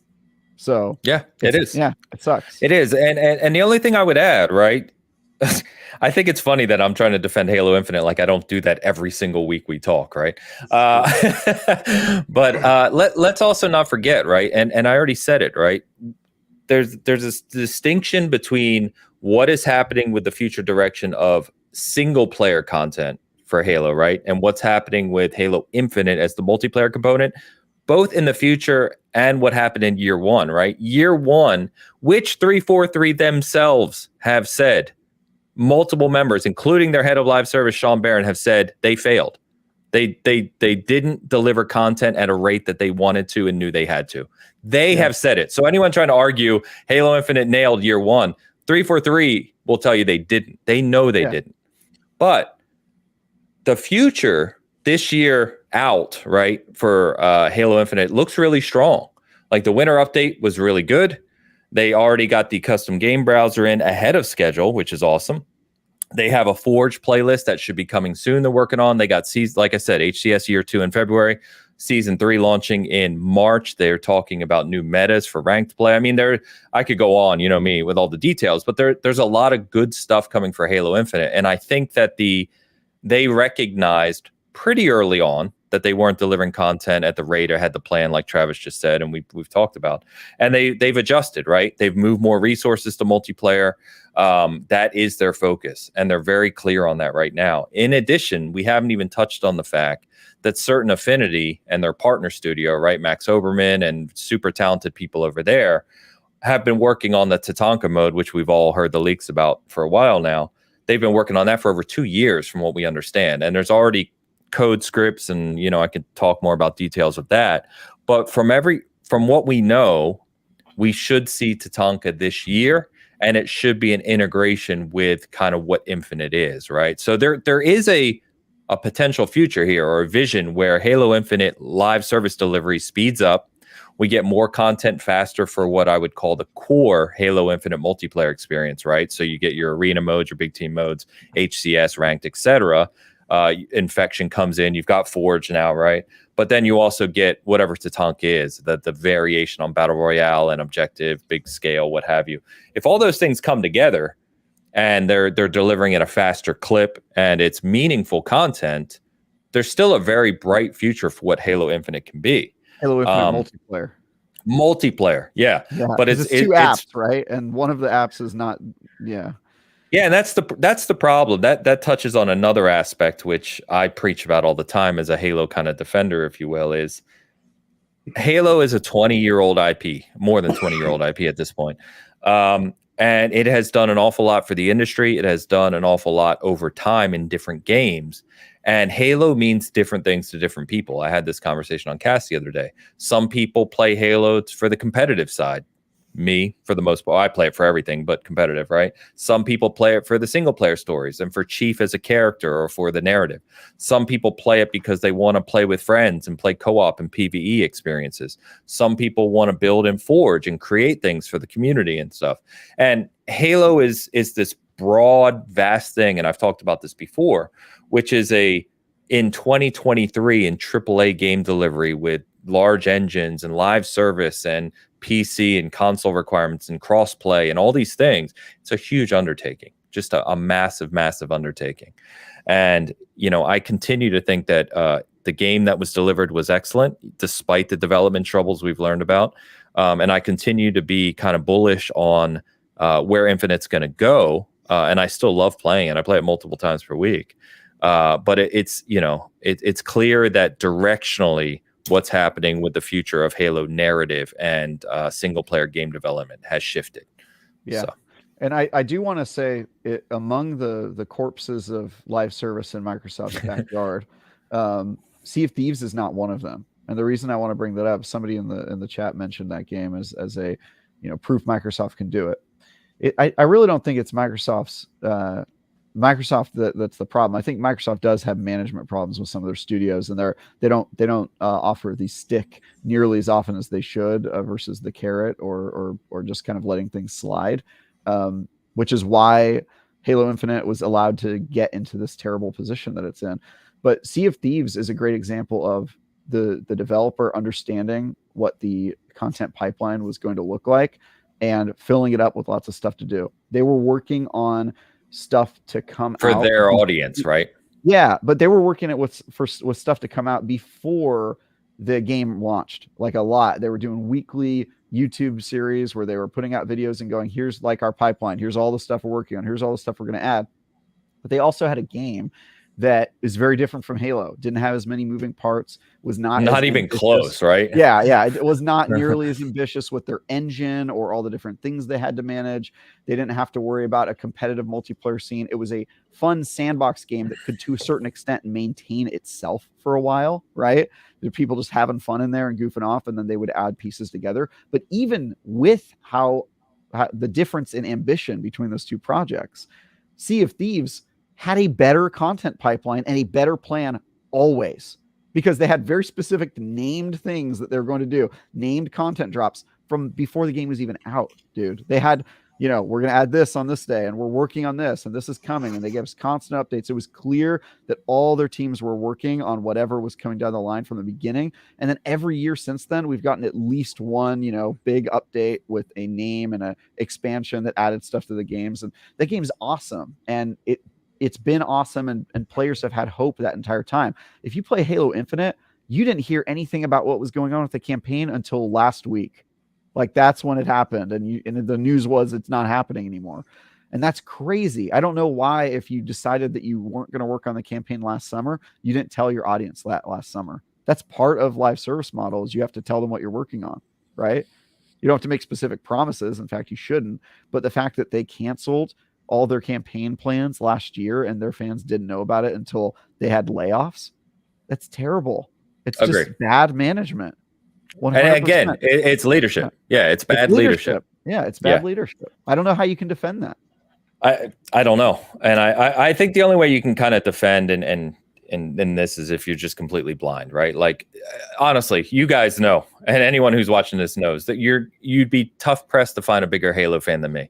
Literally, I live and breathe Halo. I mean, this is my game, and this is my studio, and I defend 343 and the Halo games they've delivered. Hell, Halo 4 and Infinite are two of my favorite Halo games. I think Halo 3 is overrated. I said it. No one says that in the Halo community except for a few people. But yeah, I at some point you have to be a realist. You have to look at the facts here, and there's clear. Trust me, you don't completely shift your leadership model 6 months after launch if everything's going swimmingly. That doesn't happen. You know what I mean? There were problems with delivery. We've heard it directly from the horse's mouth, from the stable's mouth, if you will. We've heard it directly from multiple developers. I've talked to developers who were at 343 directly about what went on and how leadership treated them and things. And there's a clear problem there. And I'm hopeful that Pierre Hintz, I hear very good things about him. And I'm very hopeful as to what comes from 343 in the future, and that they can reorg. And I think it goes without saying, one of the things I called out in my article was around Phil Spencer's comments about Halo as an IP, not as 343, but Halo, and that Halo's potential, right, to be around for a very long time and how vast it can be is, kind of like the gaming Star Wars. And I know others have said that, we've said that, and there's a tremendous amount of lore and characters and depth, and they're, whether you like the TV show or not, we're not going to get into that, but it's a TV show and it's got tons of books, and I'm pretty sure there's 2 or 3 more books coming this year. And there's just so many good stories in that universe. And I'm hopeful that they finally recognize that and move into a model that allows them to develop that more fully from a narrative perspective, right? Multiplayer over here, to your point, Travis. Move into a model that allows you to deliver narrative better over here. Because let's face it, right? Halo 5, whether you love that campaign or not, and Travis, I know you've defended it to a degree, that came out in 2015, and then we waited 6 years, basically, to get a rethink and a redirection of where the story was going. And that just not really going to cut it from a narrative perspective nowadays. Yeah. And if that's all they can deliver with the leadership and the model that they had, then yeah, there needs to be a change. Yeah. It's just, yeah, even with their multiplayer sandbox, multiplayer game, which I think we can all agree is in a much better state than the campaign. The campaign got crapped on basically from the day it came out, whether it's canceling the split screen support or absolutely zero updates or information on what they were planning or what was going to be included in the campaign. Even if you look at the multiplayer alone, it's not a good live service model. It just isn't. You can't. What season is it, Ains, in Halo Infinite multiplayer? It's in between. It's winter update. So season 2 ended. Winter update is now. Season 3 starts at the beginning of March. Dude, the game came out how many years ago? November of 2021. November, and 3 months. Yeah, a year and 3 months, and we're on season 2. Basically, I mean, season 3 hasn't started, so let's call it. Which again, yeah, their head of live service and multiple people at 343 have said this is not where we wanted to be. Correct. I think, yeah, even they agree with it. Yeah. So it's just, if you look at any live service game and then you look at Halo, even if you just look at the multiplayer, which is in a better state, it's not good. And if you look at multiplayer, it's a disaster. All right, calm down. Sorry. I love Halo. I love Halo. I know. I just want to be careful, right? Because what is there is excellent, right? You know what I mean? Like, it's just they haven't kept up with cadence of delivery, of rate of delivery. The disaster combat was specifically for campaign. Campaign is a disaster. The life service model. Oh, wait. Yeah. You mean like expanding upon the campaign? Yes. Yeah. Okay. I just want to be clear on what we're talking about. We've known that they had live service plans for the campaign from the beginning. That was like Correct. One of the first things they announced, right? Correct. And then we got absolutely zero details about what that was going to be, and it turned out they weren't even working on it, and we found that out 8 months later. That's a nightmare. Yeah. I cannot. And now we know. And now we know it's all been scrapped. Yeah. Exactly. I just think that it's there's really no excuse for this. I don't know how you could defend or be happy with this. And as a Halo super fan, which I still consider myself, I don't have as much time to play multiplayer as Ains because I don't run my own website. I'm doing bitch work, right? So I have to play SpongeBob SquarePants. So that's just my life. That's just my life. Even Destiny, a game that I used to play a lot, I barely have time for anymore. But I'm still a Halo super fan. I've read every Halo novel. Right? There's a lot. That's like hundreds of hours of reading Halo novels. And I'm dyslexic. I'm a slow reader. Yeah. But I even so, I think friends are honest with each other, right? And I have to be honest that absolutely fans are the hardest on their franchises, and I cannot get at all happy or excited or feel proud to be a Halo fan right now with what is happening with that studio. It just pisses me off so much, and I want better, and Halo deserves better, and Halo fans deserve better. Look at Ains. He's been through a lot. He deserves long suffering. He deserves the Halo that he's always dreamt of. And I'm really hopeful that 343 will find a way to deliver that, whether it's internal resources or external. But this is probably long overdue. I agree. I agree. I don't have to continue to defend Halo. I have defended Halo Infinite endlessly, and I still will to many degrees, as we've talked about. And we're trying to be very clear on specific points, right, that we're talking about, of what was delivered, which was excellent, versus what happened behind the scenes, and what was planned versus not delivered, etc. There's a lot of nuance and context here. So I hope you guys or everyone listening is understanding where we're coming from here. I think it's pretty clear. There's two more kind of full conversation points I want to tackle within this conversation, but I'm checking in on Dan because he's just been, listening and taking it all in while he's probably playing Hitman on cloud as we speak. How you doing, brother? Yeah, I don't play Halo. I don't play live service games, mostly for the reason you guys just listed. All right. I don't listen. I don't know the status of Halo. I yield to you guys because you guys play them. I know you, Ains, for sure are a humongous Halo fan. You are, so basically any information I get on that game is from you. I even have Halo muted on Twitter because I don't want to hear about it. Anything you need to know, I'll tell you. Right. Yeah. Okay. So the biggest disappointment in this whole thing for me, and maybe for a couple people in the chat, is that there's no campaign content coming right now. Maybe in the future we get some stuff like you talked about, maybe from a different studio, maybe who the hell knows. Right. That's Halo for me. And, and I understand I'm a very small part of that community, percentage wise. Yeah. So all this stuff, but a lot of the stuff that you guys are saying, it goes to the, why I hate live service games. Destiny was nothing when it came out. I played it. It was trash. And there was so much trash that they made a second one. Right. And that's basically what happened. They went and they said, okay, we're going to build this Destiny up. And it was actually all right towards the end. And then they went to Destiny 2 and started over for some reason. I don't understand why. Now it's great. My son plays it all the time. And he has nothing. I say he says nothing bad to say. He says bad stuff about it all the time, but he loves it. I think Travis kind of tackles that aspect well, which is you love Destiny as much as you hate it, Right. Yeah. Right. Totally get it. If honestly, if you're not pissed at 343 right now, you don't love Halo enough. Well, I don't. I don't care because it's one of those things where it's like just add that point, not the developers at 343. The developers, no. The leadership. The way it's been handled. What has happened? Right. What has happened? Yes. With sure. Yeah. I get that, but I mean, you see it all over the place. Basically, what these companies are doing now is they're giving you the minimal viable product at launch.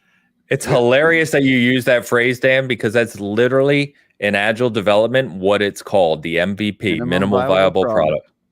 That's literally what it's called in project delivery. Yes. Okay, well, that's what it is, because that's what I see. All right, yeah. that's what I see. But that's not a bad thing, Dan. It is a bad thing. No, it's not. Because what it leads to is this, and all this crap we're talking about. We don't. No. Because here's the thing. You said it yourself. A lot of the stuff like in Sea of Thieves was in production. Why not wait a little bit? But Dan, the very game you referenced had a minimum viable product. They released the game at the soonest they could. But the difference is, so I just want to defend the live service model, because I think it's a model that works and it does a few things. It heavily reduces the strain on a team to finish the game 100% and take like 7 or 8 or 9 years to do it and put it out. A lot of live service games are so ambitious, you could not develop the game. You can't have a 10-year development cycle on a game. It's just not possible. And so the only way to deliver these types of games is to put out a minimum viable product, but you do it with the explicit planned intention of delivering content after content after content after that. That is part of the model. If you put out a minimum viable product with no plan or no pipeline on delivery on how to make it a much, much more viable product, you are screwing yourselves. And so I think that the people who put out a minimum viable product and then leave it give a bad name to the model. And the model is great. The model is, look, it's impossible for you to make a game that takes 10 years. So make the game in 4 and then build it over the next 6 years and let the player feedback inform the direction that you go. That's great. But you have to build a team around that model and that philosophy. And 343 clearly did not do that. They put out the minimum viable product and said, it's going to have to be good enough because we have no plans to improve upon it. Or they did have plans, but they didn't actually give themselves the resources to execute on it, which is why I blame leadership for this. It is a perversion of a model that's awesome. Disagree. Disagree. No, I mean, it basically what I'm seeing. All right, this is just for me as a gamer, just not like heavy into this crap. I see a game like Halo, potentially lose some of its single player content when this was supposed to be, infinite, right? That's what we always talked about. It's infinite. Yeah. It's going to be continuing. And so I was really excited for some more campaign stuff coming out. And like I said, it might still happen. Then you look at games like Anthem, right? That came out. Another example of a company that had no idea what they were doing, right? I'll give you a better. Fallout 76, the worst game. But they had a good plan. Ever released. It was so bad. It was really bad. Basically, they still had stuff from like old games in it. It was just like you had to pay for hair that was free in Fallout 4. You had to pay for that. That's the problem I have with it, is that the monetization part is the biggest problem for me. With games like Destiny, it kind of bucked that trend a little bit where you're paying for these giant, editions every year or whatever it is, and so that's I almost like that better, like where you kind of get that DLC. Then okay, we're going to continue to pump in these kind of microtransactions, loot boxes, all this other crap, and then we don't inform the game like you guys think we do. I mean, maybe we do a little bit. No, we do. And I can say I can say that as somebody who's played a lot of live service games, and I've seen the fans like go crazy over something, and developers have actually given feedback. But that doesn't mean that you wait to start building things until you have player feedback. That's insane. You have to be building months and years in advance. And so the difference is Fallout 76 released a terrible game, but they had a badass live service model and they fixed it. Halo Infinite released a great game with the world's shittiest live service model, and that's why people are disappointed. And so I just think that your game can release. Ideally, the game releases good and has a good live service model. But the reason I draw comparisons with Anthem is because I think Anthem was also a pretty good game when it came out. Not as good as Halo Infinite. It was pretty good. And it had a terrible live service model. No plan, no direction, no team to support it. There wasn't a team already building and 60% done with the next expansion when Anthem came out. And if that's not how you've built your team, you're going to fail. You're going to fail. If you're still doing art when the game launches on expansion number 1, you're effed. You're effed, dude. That's just the situation. But then they cut content at launch. All right, you cannot convince me that they don't. They will 100% will come in there and they will cut the content at launch so they can sell it to you later on down the line, right? Okay. So you're taking a very pessimistic view on it. It's not that they cut. It's not that they cut content. Let's look at it this way. How long did it take Halo Infinite to come out in the state that it came out in? How much development time? Ames. What was it? 10 years? Well, no, it was not that much, but it was close. Yeah, was it 6, 7 years? Well, it was 6 years in terms of calendar time. Actual core development on the game was about 2 from what we hear. 2 core development, but coding, right? That's not art. Coding. That's not design. Exactly. And so if you go from Halo Infinite was probably its bones or in some way were in development probably before Halo 5 Guardians came out, right? And then basics, they obviously pivoted because of the feedback from Halo 5 Guardians, which I think was a mistake. But they were working on it, right? And so if your development cycles, it takes you 10 years, you can't make that game. No one will let you make that game because no one trusts a 10-year development cycle for one product. And so what you have to do is you have to say, well, what can we do in 6? And then how can we build on that in 10? And so you could view that as them taking it out of the game, but it's really not. It's them deciding to not remove it for their ambition. What usually happens in game development is they say, we have this great game for a game, this great idea for a game that will take 10 years to make. And every publisher goes, absolutely effing not. What can you give me in 6? And so they cut back their vision to fit in 6. And then when you get the game, you go, wow, I got the complete game. No, you didn't. You got 4 years of the game cut out of it. And so you didn't get their full vision. Live service games allows them to imagine their full vision eventually and make games that they would never be able to make using the old model. That's why it's awesome. That's why it's magical. But it has to actually be built to do that. You can't build your team to build a game that's going to take 6 years and then go, but we wanted all the stuff that would have taken us 10 years and we'll figure that out once the game's out. That's insane. That's the wrong way to do it. And so that seems like what Halo Infinite did. It's definitely what Anthem did. And it's definitely what Bleeding Edge did. I know because I had a lead on that team tell me that that's what they were going to do. And I knew it was going to fail. And so I'm so pissed off at such a big studio with so many smart people, how the hell they let this happen. It just pisses especially me off. with one thing I called out in my article, right, is where's even go above 343, right? Where's the executive level oversight? Where's your executive leadership that's looking at 343 from the top down and saying, we got a problem here. This is our biggest IP. And clearly they're having issues. We need to rethink this. And maybe they were having those discussions and it just took them longer to do something about it. But clearly the signs were on the wall. And just to further your commentary about that, right? For people who either forgot or may not know, something like adding weather effects to Halo Infinite was supposed to be there at launch. It wasn't. We've been told directly from 343 that those were still going to be added in the campaign. Weather effects. So like rain, because it's not in there now. My guess is that's gone. That's not coming, right? My guess is that the Halo Infinite campaign is what it is now with campaign co-op, right?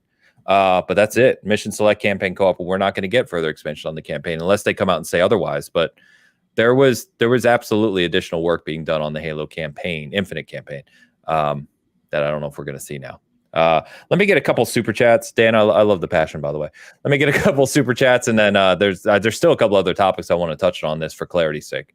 Yeah, Sarko 499 super chat 343 needs some boot camp / military style changes. Style team. I expect nothing less from Sarko. Crushing souls / realigning expectations should be the norm there. I think crushing souls they've accomplished. Yeah. Realigning expectations, I think they're in the process of. Crushed my soul for sure. Yeah.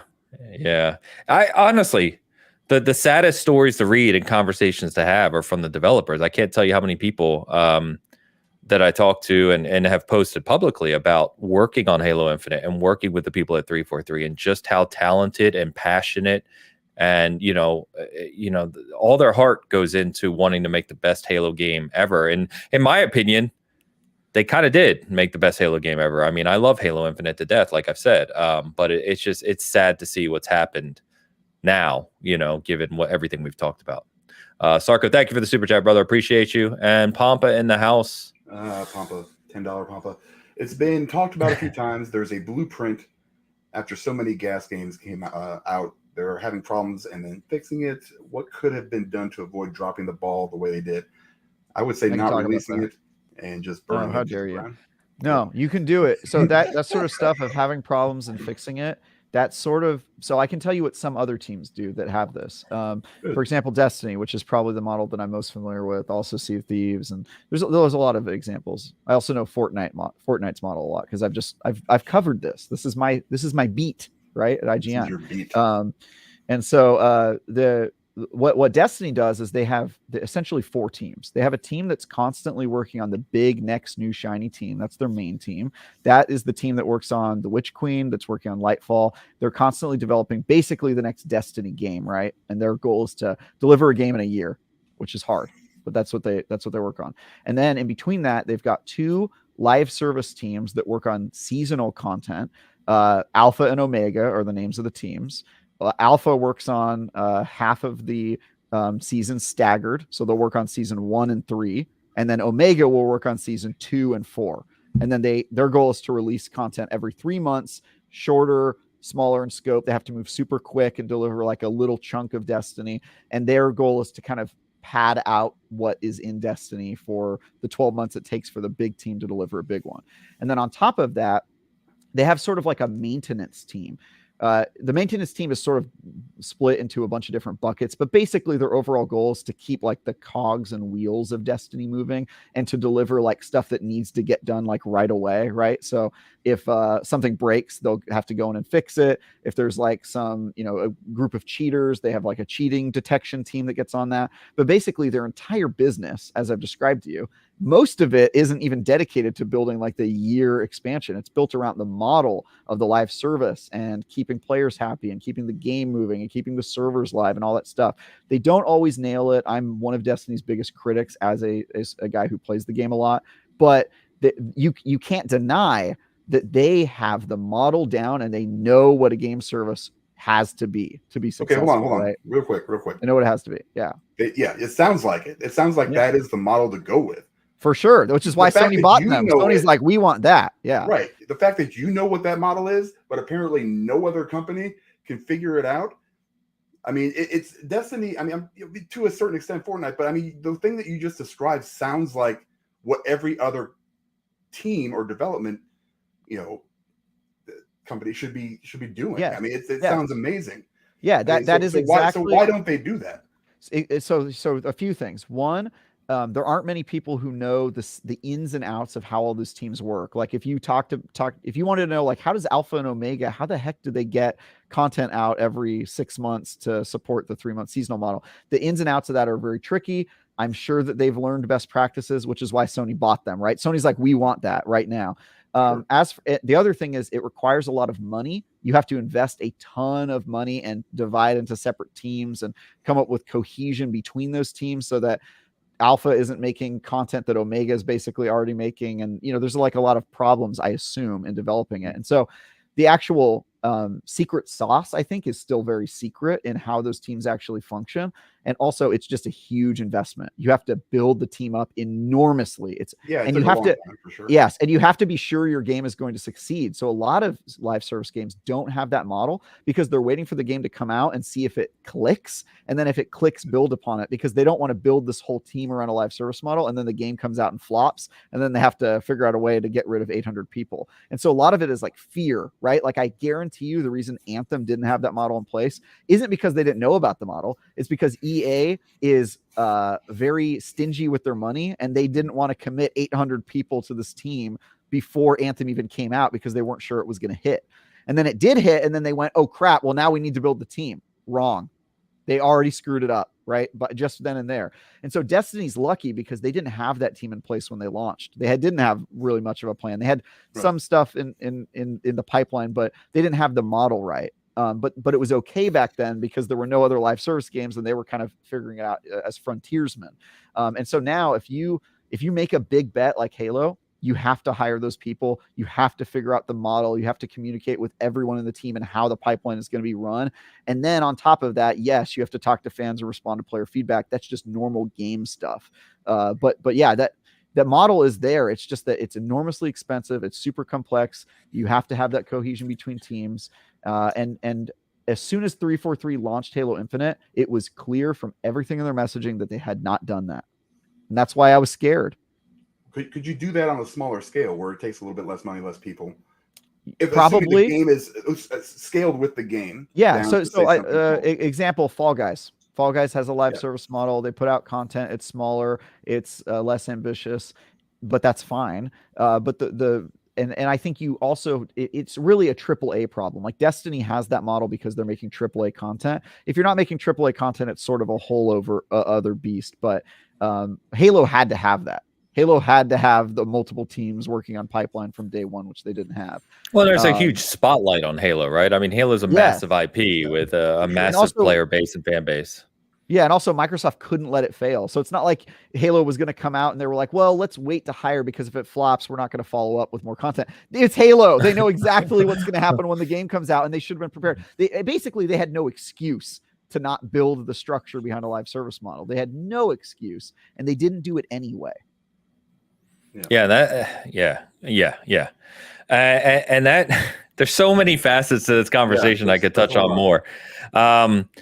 One of the things I've preached about before to that point, and I wasn't really going to bring it up today, but 343 is in terms of a single studio. 343 is a big studio, and then they have obviously other third-party studios that work with them on Halo Infinite. There's multiple that contribute to Halo Infinite. Contractors come in. Certain Affinity is one of them, and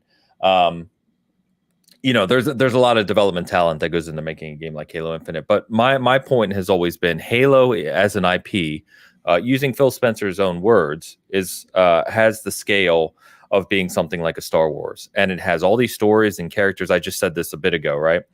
If we all agree that Halo has this potential to be this kind of all-engrossing IP, and we feel like Halo can be that, and it can tell multiple stories and could have multiple games running simultaneously, not necessarily multiplayer, but story and narrative and all this, why have we not seen the type of investment for Halo, especially from Microsoft, that we see for something like Call of Duty?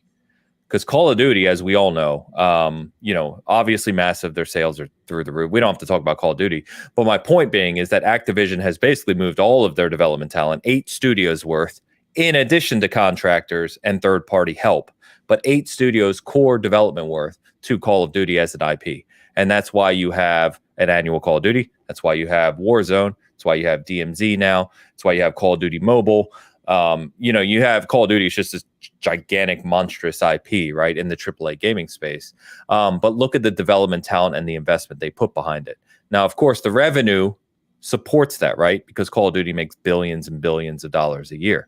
But again, if Microsoft is truly all in on gaming, and Microsoft obviously has the resources, we don't have to talk about that, right? Why do we not see that same level of investment for Halo as an IP? Not necessarily multiplayer. You're talking possibly like some single player. I'm just talking about, just in general, just in general, the investment. I think it's a great question because even Destiny, before it was that big of a name, it wasn't like a huge success. Activision was getting secondary studios to help make content, right? They got I think it was Moon Studios to work on a second. It was the one that Hoeg's brother used to work for, right? That studio was contracted to work on a piece of campaign for, and 343 does that to a degree, but it's not, we're not talking on the same scale, right? I think they're doing it for their battle royale thing, and they've done it for some of the cinematics, right? In the past, they've had them outsource. They even had work on season 2, going back to not having a plan. They had to contract work for season 2. Was their plan that they were just going to contract the entire live service model out to somebody else? Because that just seems like it was built explode. That's kind of my question, right? Like, yeah. And if you want to answer your question, I don't think there's an answer any of us can give you, because we're all just baffled by this, right? Like, it's your biggest franchise. You keep saying that you care about it immensely. You know it's going to be a hit, or at least if it's not a hit, that you're going to build it into something that people care about, and you still didn't make those investments and didn't make those bets that you should have.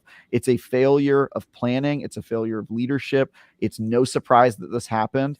Probably happened too late, right, for them to make this course correction, because now Halo just has this scarlet letter on it of Halo Infinite just being like this not success, even though it was a great game when it came out. Even though it is a success. It is a success. It's a great game, but the utter failure of the live service model that was promised makes the game look like it was a failure. Even to people, there's a visibility issue for sure. Yeah. And a reputation issue. The one thing I do want to be careful of as we're talking, right? And you guys know I've preached about this before as well, as I have most things Halo. But the game is a success in the sense of it launched extremely well, right? It was critically reviewed well, and it had a lot of players. Now, what Game Pass, forget about that for a second, but a lot of players. It is still one of the most played games on Xbox, and I stress that all the time. The thing you see on Twitter from some users of 343 killed Halo and Halo's dead and no one plays it. That's nonsense. All right. It's still one of the most played games on Xbox platform, period. So I just want to be careful as we're talking about this. We're not saying the game is in a complete failure state, but there were failures of direction and management of the IP. And where it needed to go. And if I seem salty, it's because I love Halo, and I specifically even loved Halo Infinite. Halo Infinite is one of my favorite games on Xbox right now. I'm going to go and play that co-op campaign with a buddy of mine pretty soon. I play the multiplayer whenever I've got time to do it. I think it's probably the best multiplayer shooter sandbox, period. And I say that as somebody who spends 3 hours a week on YouTube complaining about Destiny's multiplayer bullshit sandbox that they've got. So I love Halo, and that's why I'm so pissed off that the schematics were right there. They had the model that they knew that they could use to make this a success, and they didn't do anything to prepare for that or to build it. And it just bums me out, man. I'm so bummed about this. Well, how did Halo Wars and was that Spartan Assault? Is that what the other? Didn't they release a couple other Halo Wars 1 and 2, and then Spartan Assault and Spartan Strike were top-down twin stick shooters. They were kind of little games. They weren't, Sure, but I mean that's kind of the direction you're talking about. You're talking about. Well, they also didn't have live service models. Well, you don't. I mean, that's not what I'm saying. I mean, it's you're talking about Halo, the franchise, branching out to different genres, maybe, and going to the TV show and all that other stuff. Yeah.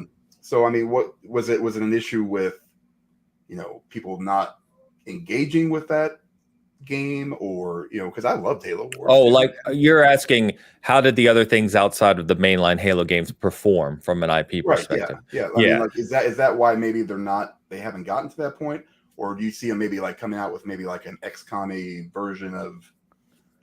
I don't know what they'll do next, but I do want to dispel something I've seen online a lot, since we have a moment to do that. People who say, "Oh, well, the problem is that young people just don't care about Halo." Oh, young people. That is a fixable problem, sir. And it's very easy. All you have to do is make a great game and support it, and people who are young will like your game. And they don't, it doesn't matter, right? Like, there's a whole generation of people that are way younger than me who love Star Wars, and I grew up loving Star Wars. You can make the old new again. If you make good content that people care about, they will come, right? The young people will care if it's a good game. Guess what? Young people also didn't care about Fortnite, 5 years ago before it came out or whatever. You can make them care about it. You just have to build that foundation and build on that franchise. And so people who say, "Oh, well, it wasn't really fair because young people don't care about Halo," it's their own damn fault. Young people don't care about Halo. It's not like young people hate Halo because it's the super racist, game with like terrible. It was made by a plantation owner and they hate it. It's like, no, dude, it's a fine game that they would like if you just supported it and marketed it to those people. So I don't think it has anything to do with the Halo franchise. They have no excuse for this. Who doesn't like Space Marines? I'm just going to yield to you guys on the Halo stuff because I have no idea. Well, I one of the remember I said there was other topics I wanted to touch on here. That's one of them. I've seen, you get this news, which is, we've covered it already for the last 45 minutes or so. But some people then, of course, have to take that to the reactionary and outlandish idea of like shelve the IP and rethink it, make it a horror game and make it this and make it that. It's like, no, again. Halo Infinite is played by millions of people. It's one of the most played games on Xbox. Okay. Yes, they've had failures of live service delivery. We've just covered all that. That doesn't mean you take your IP that is 20 plus years old, that millions of people adore, like myself and many others, and just blow it up. Like that's not the solution here. To Travis's point, you fix your delivery issues with the IP you have that is already beloved, and you make a great game that people want to play that keeps them coming back for more. No, this idea of blow it up, shelve it, change it, stop it. That's no. You're out in left field. Yeah. So I agree. I guess it's the shortest way to say, Travis. Yeah, man. We got a couple of shots. There's been a bunch of comments. I appreciate all the passionate kind of chatter about this. There's a lot of comments I wanted to get to that I've either missed or they've gone way by. There's a couple others I want to touch on, though. We've lost them. They're gone. We've lost them. They're gone. They're gone forever. I can never see them again. Tal has a super chat here I want to get to. Yeah, live service games don't work. Thank you, Tal. There are always half-baked content is added in right after release. No one waits months to add content. Name one that has released fully made. That was released fully made. I'm assuming none really have. Well, that's my argument. I think Tao misses the entire point, as you do, Dan, which is the whole point of releasing a live service game. The whole point is that the game is never finished, and so to say that to release it, I would argue that a non-live service game, it intentionally limits what its vision is so that when it puts it out, you go, oh, well, that's fully released. I guarantee it wasn't fully released on what the developers wished they could have put in the game, right? A lot of stuff got cut. You just didn't see it. And so the live service is sort of opening up that model and saying, okay, well, we know we're going to release a game that's not our full vision. And we're even going to admit that to the fans. And then we're going to promise them we're going to build that vision with them. And so the whole beauty in the model is that it's released unfinished and then they make it the best version that they want it to be. And that makes games possible that aren't possible in the normal model. That's just true. It's just true that that's possible. Look to a lot of live service people who've made games, developers who say, if it weren't for this model, we never would have been able to make this game. It's just true, right? And so I get the frustration of like, oh, I'm 50 years old yelling at the cloud. Fine. You guys want your game released and you want it in the box and it to be fully finished. I appreciate that. I think some games should be that. I don't think every game should be a live service game. I don't think it makes sense for a lot of live service games. And I think that when people point at the games that released half-baked, they're pointing at the worst actors in the games as a service model. It doesn't mean the model is a problem. It just means certain developers and certain games effed it up, right? It's like it's like pointing at a big graveyard. Yeah, it's like pointing at a badly run business, right? And going, wow, all businesses are bad. Or, playing Nerf Legends and being like, wow, video games suck. It's like you can't just point at the worst example and be like, oh, well, that must be true of everything. And it's the same with live service. No, I agree. I mean, there's a certain it has a place. That place is not on my console. Very well. That's fine. And that's fine, right? They're not for everybody. Yeah, 100%. I'm just saying, you don't want to be along. If you don't want to be along for the ride and see the game evolve, then you don't do it. But I will submit to the court that Dan is full of shit because he plays Hitman, a live service game. Go home, Jack. That's there's a difference. I'm going to tell you what the difference is. Okay, there was DLC for it. There was a DLC pack. Everything else was free. I don't have to pay anything for that stuff. I don't need to. There's no microtransactions in Halo or in Hitman. 3. There's none of it. It was a fully realized game with a DLC pack, which I miss because we don't get those pack? Like we used to anymore. I love the old DLCs. Did you pay for the DLC pack? Of course I do. There you go. It's microtransactions, bro. That's the same thing. They just charge you for the content. Not even close. Because it's done. It's over. It's finished. There was one DLC pack. The game's finished. Then what are you excited about in Hitman 3? Hold on. They put out content, right? At its core, I will agree with you that Halo or Hitman 3 is a live service game. However, it is the most poorly implemented live service as far as a content perspective, they released, I think, one island or one new map the entire time it's been around. Everything else is basically reskinned stuff, or they highlight contracts that some of the community makes, and it's a very, I love it. Again, love. So Hitman. What you're saying is you love a game with a live service model because you feel that it was done correctly. Yeah. Great, that's my point. That's my point. It was poorly implemented. That's what I'm trying to say. No, it wasn't good. It was a bunch of stuff. We got a banana, for Christ's sake, 1 month, and that was it. It was just like, okay, this is, whatever. Call it a live service if you want to. I think of Destiny, Halo, Fortnite. That's live service. Well, Apex. There's no monetization there. Apex is a great example, right? Very successful. Who came out of the gate a little slow, but they delivered. I think Fallout 76 was we can joke about how bad that launch was, but they've turned that around. I don't know. There's examples of both. I think if the argument is some delivery is bad, I think we can all agree, and you can point to examples in any genre from any industry, as we're talking about this. So the argument is that gas games are going to eventually murder the stupid single player stuff. BioWare was the first. They're gone. Now they're kind of working on Dragon Age. We'll see how that happens. They'll probably implement some kind of live service into it. Gone, dead. Halo campaign, dead. I think it's a self-correcting industry, though, right? I think that's kind of that's part of the horror and the beauty of it at the same time. Is that you look at let's use BioWare, right? And use Anthem, because we love to talk about Anthem here at Bitcast. We have for years now.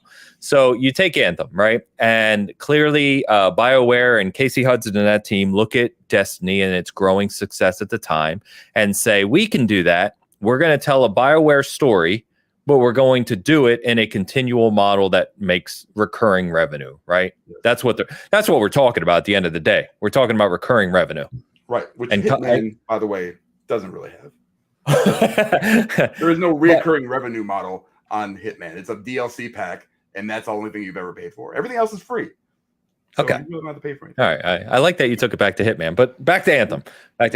So that fails, right? We're not going to rehash Anthem, right? So now BioWare steps back. Casey Hudson's gone again, and they rethink and they say, you know what? We need to get back to doing what we know we do well. Right. And that is telling stories. We talked to, I always forget his goddamn name. Mark Dara. Thank you. God, sorry, Mark. Apologies. But we talked to Mark about this, right? Get back to telling stories. Get back to what they're doing well. And that's what they're doing. Supposedly, we'll see. Delivery is TBD. But with Dragon Age Dreadwolf and what is to come of the next Mass Effect, right? So we'll see what happens there. But I think, and what we're seeing, it feels like we're in the middle of, at the moment, is what is happening with Halo as an IP and as a studio with 343 is, okay, we came out of the gate.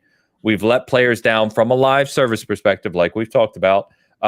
We need to rethink on how we deliver continual successes and narrative events in the Halo universe. And we're in the middle of what's happening for that shift now. Whether or not they deliver in the future, they're successful, who knows? That's all TBD. But I think studios either die or they correct. And I think, we saw similar with Bethesda. Think about Todd Howard's presentation on Fallout 76, right? The famous "it just works" line. Obviously, we know what happened with the launch of that game. We know what's happened since. Fallout 4 was the "it just works"? Yeah, maybe that was it. I'm pretty sure it's Fallout 76. Okay. Well, I'm pretty sure. Chat, correct us. I think it's Fallout 4. He said on E3 stage it just works, and then it was like one of the things in the game that doesn't work. I think the building he was talking about, the building mechanics in Fallout 4. And then I thought he was referring to something in the co-op in 76. It doesn't matter. Because Fallout 76 wasn't even made by Bethesda proper. It was made by ZeniMax Online. So no, but Todd Howard did a presentation on Fallout 76. I think he talked about it in his presentation where he talked about like all this Fallout stuff they were doing. Who I think cares? you're right. With Fallout Shelter and stuff. But anyway, the point is, right, they correct and they learn along the way. And if a studio dies, what happens, and you've talked about this a lot, Travis, is those talented developers sadly find new places, but we see their talent shown in other games. And it's an interesting industry for that reason. And it's part of what I love about it. But I think we're going to see, obviously in the coming years, it goes without saying, we're going to see what happens in the Halo space for the IP as a whole. Obviously, I'm bullish because I tend to lean on the more positive side around what we're going to see long term and based on what I've heard. But I also am realistic in the sense of anyone who is thinking we're going to get some additional Halo narrative delivery in the next couple of years. You're fooling yourself. It's not going to happen. Probably not. So, which sucks. It sucks, right? And anyone who's finished Halo Infinite knows that game ended, especially on the legendary ending. It ended on a very nice setup for what's to come, a very big event in the Halo universe, with probably the best antagonist we've ever seen in the Halo universe. And it's a shame that who knows when we're going to see that or how we're going to see it at this point, right? So sad, man. It is. I'm still super excited about Halo Infinite this year, right? What's to come, and HCS and Pro League and all that. I'm super excited about all that. But the campaign stuff, it's frustrating for sure. Looks like the verdict's in on It Just Works. It was 2015 Fallout 4. Oh, you got me. Yeah. You got me. Okay. All right. Fair enough. Thank you for checking us. I don't like that Travis won, so next time just keep your mouth shut. All right. I was in the room for that one, so I just remember it pretty. Man, that was a good conversation. I honestly, there's more that I can add to it. Do you want to talk about Rocksteady's? Yeah, I've got that comment here, and we've got another super chat from Tal too. So this is an old comment that came in a bit ago from Christopher Jetzer, but I mean, we're talking about live service. We're talking about a change in what a company delivers. Yes. And as we seem to know, here you go, right? Rocksteady got big for the Arkham Knight games. They've been working on Suicide Squad for years now, many years. And they're about to deliver a game at the end of May, if the release date holds, that will be their first foray into live service delivery. Oh, and by the way, we know how Avengers did. Rest in peace, Avengers. Very different studio, very different situation, very different pedigree of studio, I would argue. Very true. So I want to just say that I love Rocksteady, and I think they're a super talented studio, and I think that they could absolutely make a game like Suicide Squad work with games as a service model. 100%. That said, we have seen ultra talented studios that are clearly capable of making great games fail at the live service model without the right investments and the right planning. And I keep hoping that one of these days, all the studios will learn from the failures and not make the same mistakes. But we have shown that so far that hasn't happened. So far, there hasn't been one failure so high profile that everyone went, wow, we should definitely not repeat that mistake, because we've seen repeated mistakes a lot in this industry. And so I think they can absolutely make Suicide Squad a success. The inclusion of games as a service features does not make me upset at all. But it is a harder thing to accomplish, even for a studio as talented as Rocksteady. And I would put them up there in probably my top 5 most talented studios currently making games. Right. So I'm 100% on board if they can nail it. But again, great studios have failed to do the live service thing before. The other thing is, even though some people don't like to talk about it, lots of single player games are games as a service. They're all Ubisoft games. Assassin's Creed, sorry to say, is a game as a service game. They have that model. They have microtransactions in the single player. They have cosmetics. They release content all the time. They have back and forth with their community where they talk about how they're rebalancing the game and adding new content. They're not the same thing as like a Destiny, because the goal isn't to go on for 10 years, but they definitely have I would say like 75% of the same stuff that you would expect from a live service game. And we don't know the specifics on Rocksteady's because it's just a leaked screenshot. It very well could be an Assassin's Creed-like model where it's mostly a single player game, but it has live service type stuff in it where they're adding content and there's cosmetics you can buy and that sort of thing. And if that's the case, I think a lot of players need to calm down and reset their expectations a little bit. We don't know what this game is like. They haven't talked about it, but trust the studios that have delighted you in the past, and you will rarely be disappointed. 343 being a notable exception. Hey, I'm sorry, but they disappointed me this week. I'm a little salty. Also, whoever was in the YouTube comments saying that I'm an Xbox fanboy a couple months ago, I want you to watch this episode and re-comment and apologize. I'm not an Xbox fanboy. I'm mad at everyone. I think 100% trust the studios that you like, that you think have good employees. And I think Rocksteady has earned my trust, certainly. And I think a lot of people out there, they probably have earned your trust. And so give them a chance. Believe that this is the game they wanted to make. Hopefully they'll get the model right. But I'm so excited for the game. The fact that we now know that Suicide Squad has live service, it doesn't bother me, to your point, today, right? I'm still waiting to see what delivers. I think the gameplay that we've seen looks fantastic. I'm excited to play it. If it fails on whatever front from a live service perspective, I will talk about it at that point. But I guess the quickest way to say it is being live service or having live service elements does not preclude it being a bad game. No, I think that's fair. It's I don't see the reason for it, I guess, necessarily. I think you could have made a nice 4-person co-op game, and you got Gotham Knights. It's still going to be that, but as we all know, a non-live service game can come out and be terrible, right? So I just don't. It doesn't need to be. I said you got Gotham Knights. He went, yeah. I don't even want to get started on that whole thing. I know. I said it for a reason. I love Rocksteady too, Travis, and I will give them the benefit of the doubt until I see the game. And then we'll go from there. That's basically all I can say. That's all I can ask. And I just think that's a good rule for studios that have earned your trust. Be skeptical of the ones 100%. That you don't trust. But Rocksteady, they don't deserve this flack. The last game they came out with was amazing. So let's slow our roll and see what their vision is. That's what I say. Yeah, I'm fair less enough. excited than I was before. And that is 100% fine. But think about it this way. If it's your favorite Rocksteady game, better than Arkham City, but it has Hitman-like content delivery after the game comes out. Yeah. Come on. You buy that. As long as I don't need anybody else. Buy that DLC. I'm fine with it. That's fine. Half the game's locked behind 4-player co-op, Dan. Yeah. I'm kidding. I don't need Dan to go hurt someone today. All right, let's get some of these super chats. You never know anymore. All right, Tal, Gas Games. $5 super chat. Sorry. Gas Games ripped off the blueprint from fighting games, cut content, and stretch it out. It's a BS practice that never should have been adopted. I don't agree with that. Maybe not. I don't know about fighting games because I don't play fighting games, but I know I hate that model.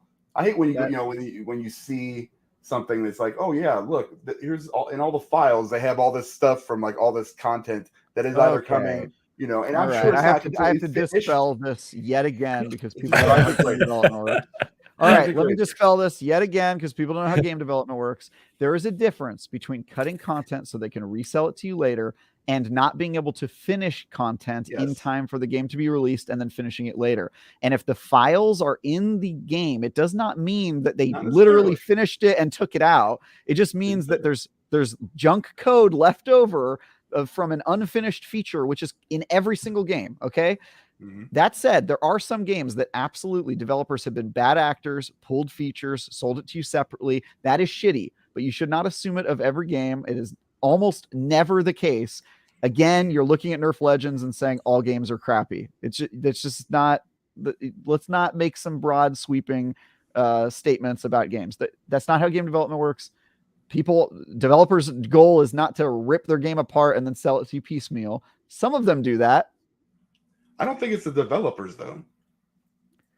I think it's like the publisher coming in and being like, hey, listen, we need to sell this down the line. Why don't we cut this little part out, put it in a DLC pack for $5 later, and then that's the spider or whatever. I will not I will not deny that has never happened. I will tell you from my experience covering the industry, it is almost always we couldn't get it in time. Let's do it later and, kind of build on our game in the future sort of thing. And people act like it's the case in every single case. I think it is a very, very minor occurrence that happens. And I think making that sweeping generalization is generally not a great thing to do. It's just, my experience with it. All right. Okay. Tal, thank you again. Generosity, man. Appreciate you. Midnight Drury. $15 super chat incentive to get a versus screen for Dan and Travis. Yeah. You guys might not have seen it, but I typed in the chat that I'm very proud of Dan for stepping up in Hoeg's absence and debating Travis here. And I will have a versus screen ready for next week. I promise. And I suspect, by the way, that Hoeg would be on Dan's side for the most part. He probably would have been on my side with all the stuff I had to say about 343. But I know he generally doesn't live service games because he's old. And you know what? That's fine. You guys will give way to the new one day. That's what we have to do. We have to die so the other stuff can live. Yeah. I understand. So we can evolve as a species. Jury, thank you so much, man. Google Man gave us a super sticker, $1.49 with a piece of pie. Yeah, I saw piece of pie. Perfect. I love the weekly. I look forward to the weekly Google Man sticker. Yeah. In fact, we should start taking a poll at the start of the show to guess what the sticker is going to represent. Right. Internally, we can't tell him obviously, and then we can see who's closest every week. Just we'll have to start doing that. 5 minutes. Thank you, Google Man and Fat Boy Horror back. Yeah, with £5 actually. Yeah, sure it will. With all the cost cutting Warner Brothers are doing. Yeah. He's talking about Suicide Squad, obviously. Yeah. And you say what you will, but Rocksteady's two founder and co-founder left the company a few months ago too, which it happens sometimes prior to a major release, but I will say this. Yes. When's it coming out? Yes. WB's gaming department is a dumpster fire, but Rocksteady is their golden goose and has remained largely untouched through all of that. So I would just say I think they understand that Rocksteady is their exception, and there's lots of studios like that. 2K has kind of a similar relationship with like Gearbox and Borderlands and that sort of stuff. Not so much anymore, but in their heyday, they kind of had that opinion of them. So I think Rocksteady is just fine. They've also managed to do something that no other AAA studios have really done, which is retain almost their entire headcount. Not lose. Usually when you have a big successful game, all the people that worked in the middle of the team get promoted to leads in other studios. They, leave the company and stuff like that. Rocksteady has had a pretty consistent roster of people that work there, very much like Rockstar. So apparently you just put rock in your name and that means you have a consistent workforce. Where am I? Yeah. I feel very good about Rocksteady and I think they're making a good game. We'll see. Also, Batman's in it. Come on. Kevin Conroy as Batman. Kevin Conroy's last performances in it. Come on. I don't care about that. I really don't. All right. Easy. Okay, easy. I don't even really care either. Let's not dance on a grave here on the show. Who's grave? Kevin Conroy. Kevin Conroy. The Batman voice actor. This is Batman. He died. Oh, yeah, he died. Yeah, he's in the game. He's in the game. It's his last performance. Come on, Dan. I did not know. My bad. Sorry, I had to switch back to somber Hoeg for your commentary. You see what happened? How is that somber Hoeg? The gold frame is somber. He looks like he's dead. Why are we? No. Gold frame is witty, intellectual Hoeg, ready to defeat you. Gold frame is we gather here today to honor a man. You know what I mean? Let's not.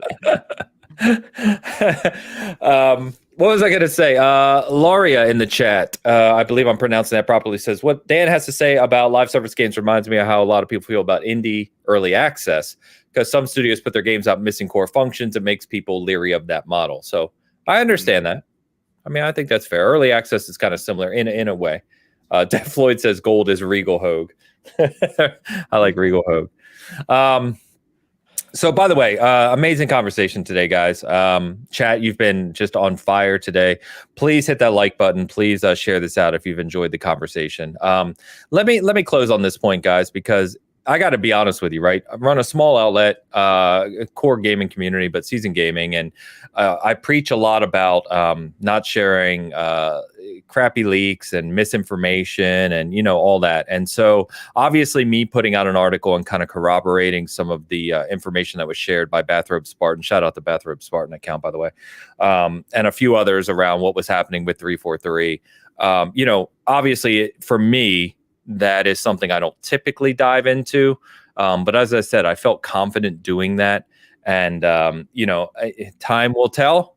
And I know that other people, especially some larger content creators, have said it's BS or they don't agree or, et cetera, et cetera. It's a weird place for me to be in, you know what I mean?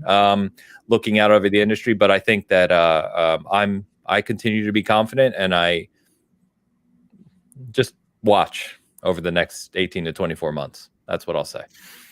God, 2 years, man. I ain't gonna be alive though. You're not gonna shift core development of single player AAA games in a short time frame. That just doesn't happen.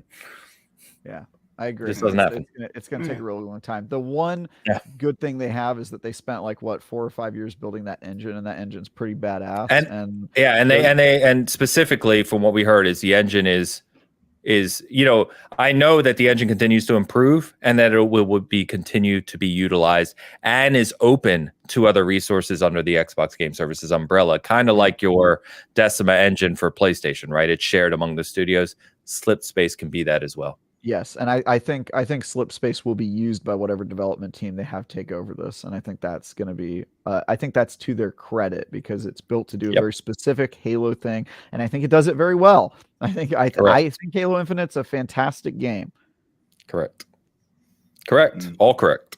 So I'm excited, just to close, I'm really excited. Like I put in my article, the one thing I didn't get to touch on, and I know we're going long a little bit here, but I just want to mention, and I said in my article, I was putting on my tinfoil hat.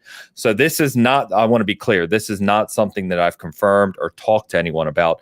This is me working in a big corporation and having a lot of experience with shifting resources and kind of bureaucracy within a corporation.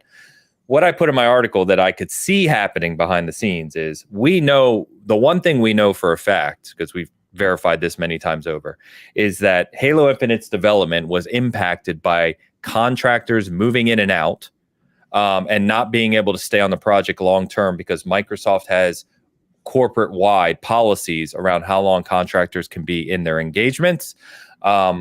We also know that created a loss of institutional knowledge, right? You have to train people up and educate them on what they're developing and coding against.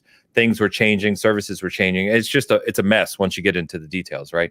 What I foresee happening, and we'll see if we're still doing Bitcast in years to come, we'll see if I'm right about this. This is a guess, is that one of the benefits you can look at of moving core development or at least mainline development of assisted Halo projects under all of Xbox Game Studios, right, is that those developers that are in all these different studios, 23 studios, more obviously if Activision Blizzard comes on board, is that those are full-time employees, right?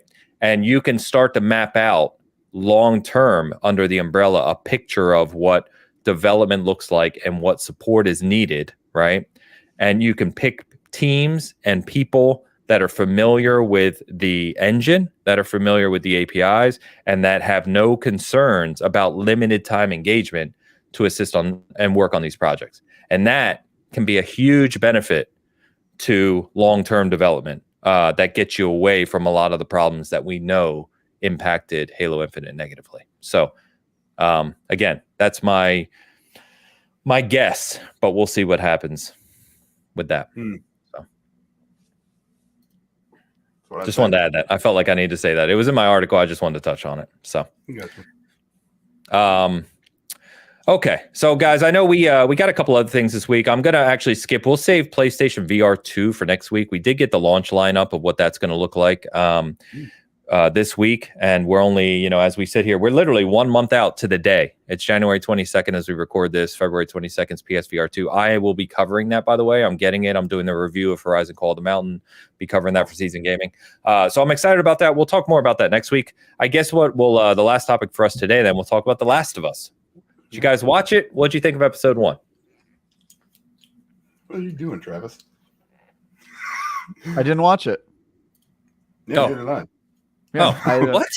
I got I'm nothing the to only one talk that watched about. Last of Us? Yeah, I mean, I saw it. I was like, oh, I'm glad it's good. I played the game. I mean, I'm not like that. I just refuse to pay for any more subscription services until it's all out. That's my thing. Okay. All right. 2022 was the year of getting rid of subscriptions, and I've done a pretty good job. So fair enough. I thought we were going to have a conversation here. Okay, I liked it. It was well shot. It was well acted. It's a pretty close to direct adaptation, as we figured, right? There's scenes that are almost 1-to-1 from the game to the show. But I will say, and I talked about this on Cast, that I watched it with my wife and I watched it with my 80-year-old mom, who would never watch that if it weren't for me. And they both enjoyed it and are looking forward to it. The more episodes. I'm glad I hope it gets them into video games. I'm already into video games. I've already played that game. I don't need to see the show. Maybe I'll watch it. I don't know. Here's what will get me to watch it, Ans. If at the end he goes, you can have her, I'll watch it. If in the last spoilers. They don't know what I'm talking about if it's a spoiler. I know. Sorry, Ains's grandma. Okay. I blew it. I said my mom, all right? Watch your mouth. Keep my mother effing.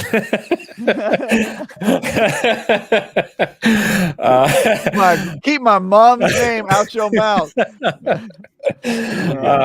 No, I'm excited about episode 2 tonight. I've heard from many people in the industry who have watched the whole series so far that episode 3 is like some of the best TV they've watched. Like it's that good. So Master Cheeks level stuff.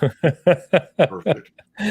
Speaking of which, speaking of which, we'll see when we start to hear about Halo season 2. I'm very curious to see what they do with that with new showrunners. I cannot believe that show's getting a season 2. Dude, it was the most successful. Now I know Paramount Plus isn't Netflix or HBO, but it was the #1 show on Paramount Plus last year, and that's factoring. Keep in mind they have Star Trek. They do have some bigger shows on that network. I get that, but there's a difference between people watching because they like it and people hate watching it. Not all engagement is good. You know what I mean? Like people were hate watching that show. Who liked that show? Like really, who liked it? I do know people who like that show. I genuinely do. I don't think those are real humans. I think they're bots. I've seen that show too much. I watched the whole thing to believe that any human likes it. I just can't. Look, in order for me to go on with my day thinking that humanity is a net good for the universe, I have to believe that no one actually liked that show. I have to believe that. I'm sorry. Was it the #1 show in the sci-fi category that showed some guy's butt cheeks? Like a very no. It's literally the #1 show in 2022 on the entire service in terms of viewer count. #1 is viewer volume, count. Though it's a viewer volume count question. Okay. How was it rated? What was the highest rated? I didn't say it was the highest rated. You guys are acting like I'm defending it. I'm just telling you what happened. I know, but you're using marketing lingo to paint it in the best possible light, right? Like the most watched show implies some level of, I agree, but again, we do have to remember that our community, right? The people in our chat, us, the people we talk to every day, is a microcosm, right? Yeah. For all we know, there's people out there who didn't know what Halo was, who turned it on, saw some sci-fi show, and they liked it. There's like 3 of those people. I'm going to. Yeah. I can't. I'm going to go with Fat Boy Horror's theory, which is they're watching the Halo show for the same reason they watch this show, because they hate me. Yeah, I'm just sharing. And the funny thing is, of course, is people had to point out, and in my opinion, the quality is not comparable. The quality of The Last of Us show is far higher than what we got out of Halo, and that saddens me. But people had to point out that if I've got this right, correct me, Chad, if I'm wrong, 4.7 million people viewed The Last of Us debut, the first episode, right? Which makes it the second most watched show on HBO since Max came about, only behind what do you call it? Dragon, House of the Dragon, right? Which makes sense. That broke records, right? But 4.9 million people watched the Halo debut. Forget quality, right? Forget quality is the saddest thing you've ever said. I agree. But I just think it's hilarious that people have to point that out, right? It's like more people watch Halo than Last of Us. It's like, well, okay, sure. And who knows if that holds up long term? Who knows if that carries through the season? I don't know. All I'm saying is that people were disappointed. Then, you know what I mean? That's a sad metric to me. Yeah, I would say that after episode 1, we'll see how the series goes, of course. But I watched Last of Us last week. Well, I know, but I mean, I watched it last week, right? And I love the game, of course. But it when I compare the quality, it's a tough pill to swallow. Now, I will say, translating Halo and Master Chief and Spartans and sci-fi and elites and weaponry, that's a harder thing to do than Last of Us, which is just a gritty, I'm in the sewer, person-on-person talk. It's a very different concept and story. So I'll give them that excuse if they want to use that. But dude, the problem I'm looking for stuff. I'm looking for stuff. Yeah.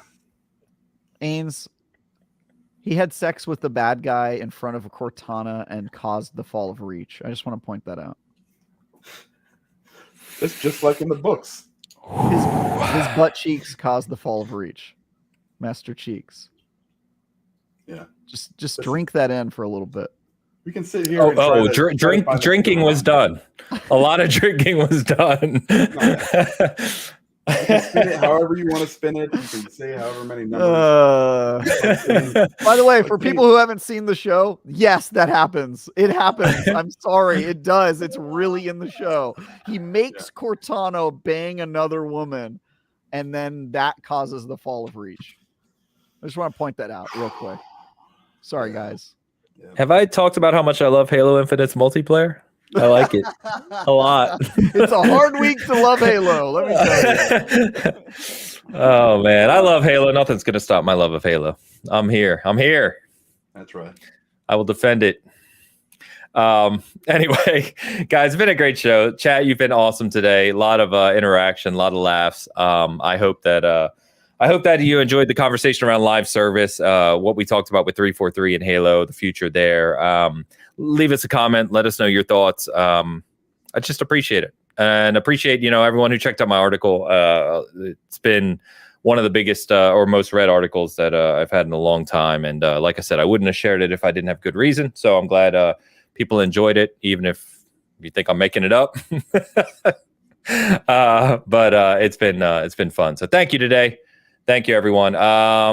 Guys, what do we got coming? Travis, I'll jump over to you for this first. Yeah. I've got a preview going live this upcoming week. I think it's on the 26th for a game called Wanted Dead. And I've got a review. Can you talk? Not to interrupt you, but can you say anything about that yet? Wanted Dead? I'll talk about it next week, but I do want to tell you guys about it. Because I played pretty much the entire game. They sent me like a full copy of the game, even though it was just a preview. So I've played pretty much all of it. I'm not reviewing it. Mitch Saltzman is reviewing it, and he has a different opinion than I have. So I'll just give you that preview. And then I've got a review for SpongeBob SquarePants: The Cosmic Shake that goes live, I think, on the 30th. And that is a video game you can watch me review if you want on IGN.com. You can follow me on Twitter if you like the things I have to say. If you don't like the things I have to say, tell your enemies to follow me on Twitter. That'll show them. And you can watch the show here. I'm on the Destiny show. And until next week, everyone, thanks for hearing me rant about live service games. Yeah, by the way, you see you can find the information on Hoeg's GoFundMe. We are sending a care package to Hoeg. We will share pictures of that next week because it's quite funny, actually. I was thinking about that today. And we will obviously keep you posted on Hoeg in the future. For me, I did stream Halo last night for a while. You can watch me get our butts kicked and ranked for a while if you'd like. I did talk a little bit about, the stuff we talked about today. Not that you missed anything there, but I'm going to be streaming for Extra Life again this year. So all the subs and bits and everything else for that go to Extra Life, which is the Children's Miracle Hospital in Kansas City. So you can find me Porsche Power on there, just like everywhere else. If you want to check that out once in a while, and I'm going to be streaming more consistently Halo, where you can hear me yell and scream about how frustrated I am with the game that I love. constantly. Of course, review season kicks off next week, basically with Dead Space. We have Forspoken next week too, boys. I know you're pumped. We'll talk about that next week. By the way, review copies of that are coming out the day the game comes out. Just want to point that out for those in the industry wondering if that game is if they have embargo list the day before it comes out. No, they're sending out the codes the day. The codes. So yeah, not the embargo. Not the embargo was the 23rd. What's for that? The reviews. The review embargo is the 23rd, but they're not sending. How is the embargo the 23rd and they're not getting the codes? The codes are coming out. They're getting sent to people the day the game comes out. Wow. That's all I will offer. Yeah. My buddy Tom Marks I will offer that my friend Dash over at NXS Podcast, by the way, bet me last year that the game would be an 8 or higher, and I bet him on that. I'm gonna have some fun next week, so we'll see. All right. But we got Dead Space. We've got Hogwarts Legacy coming in early February, and then it snowballs from there at that point. A lot of amazing games coming, or what should be amazing games coming. So stay tuned for that. And Cast Co-op, the show I do on this channel, but with Joe from the Trophy Room, Luke from Xbox Expansion Pass. We did our first show of 2023 this week as well. As Dan said, we got into a big debate about Halo and other stuff, which was kind of hilarious. But it's always a fun show. It's very laid back, just kind of goofy show. So if you're looking for something else to watch gaming related, that is back as well. Other than that, I already said it. Thank you very much. Chat, anyone who listens to us later, appreciate you. Please leave a like, please leave a comment if you want to say something to us, and anyone who listens on the audio side, thank you so much. Reviews always help us out if you are so inclined. Until then, we will be back next Sunday. I hope you all have a good week. I hope you're playing stuff that you love, and we will see you next Sunday. Until then.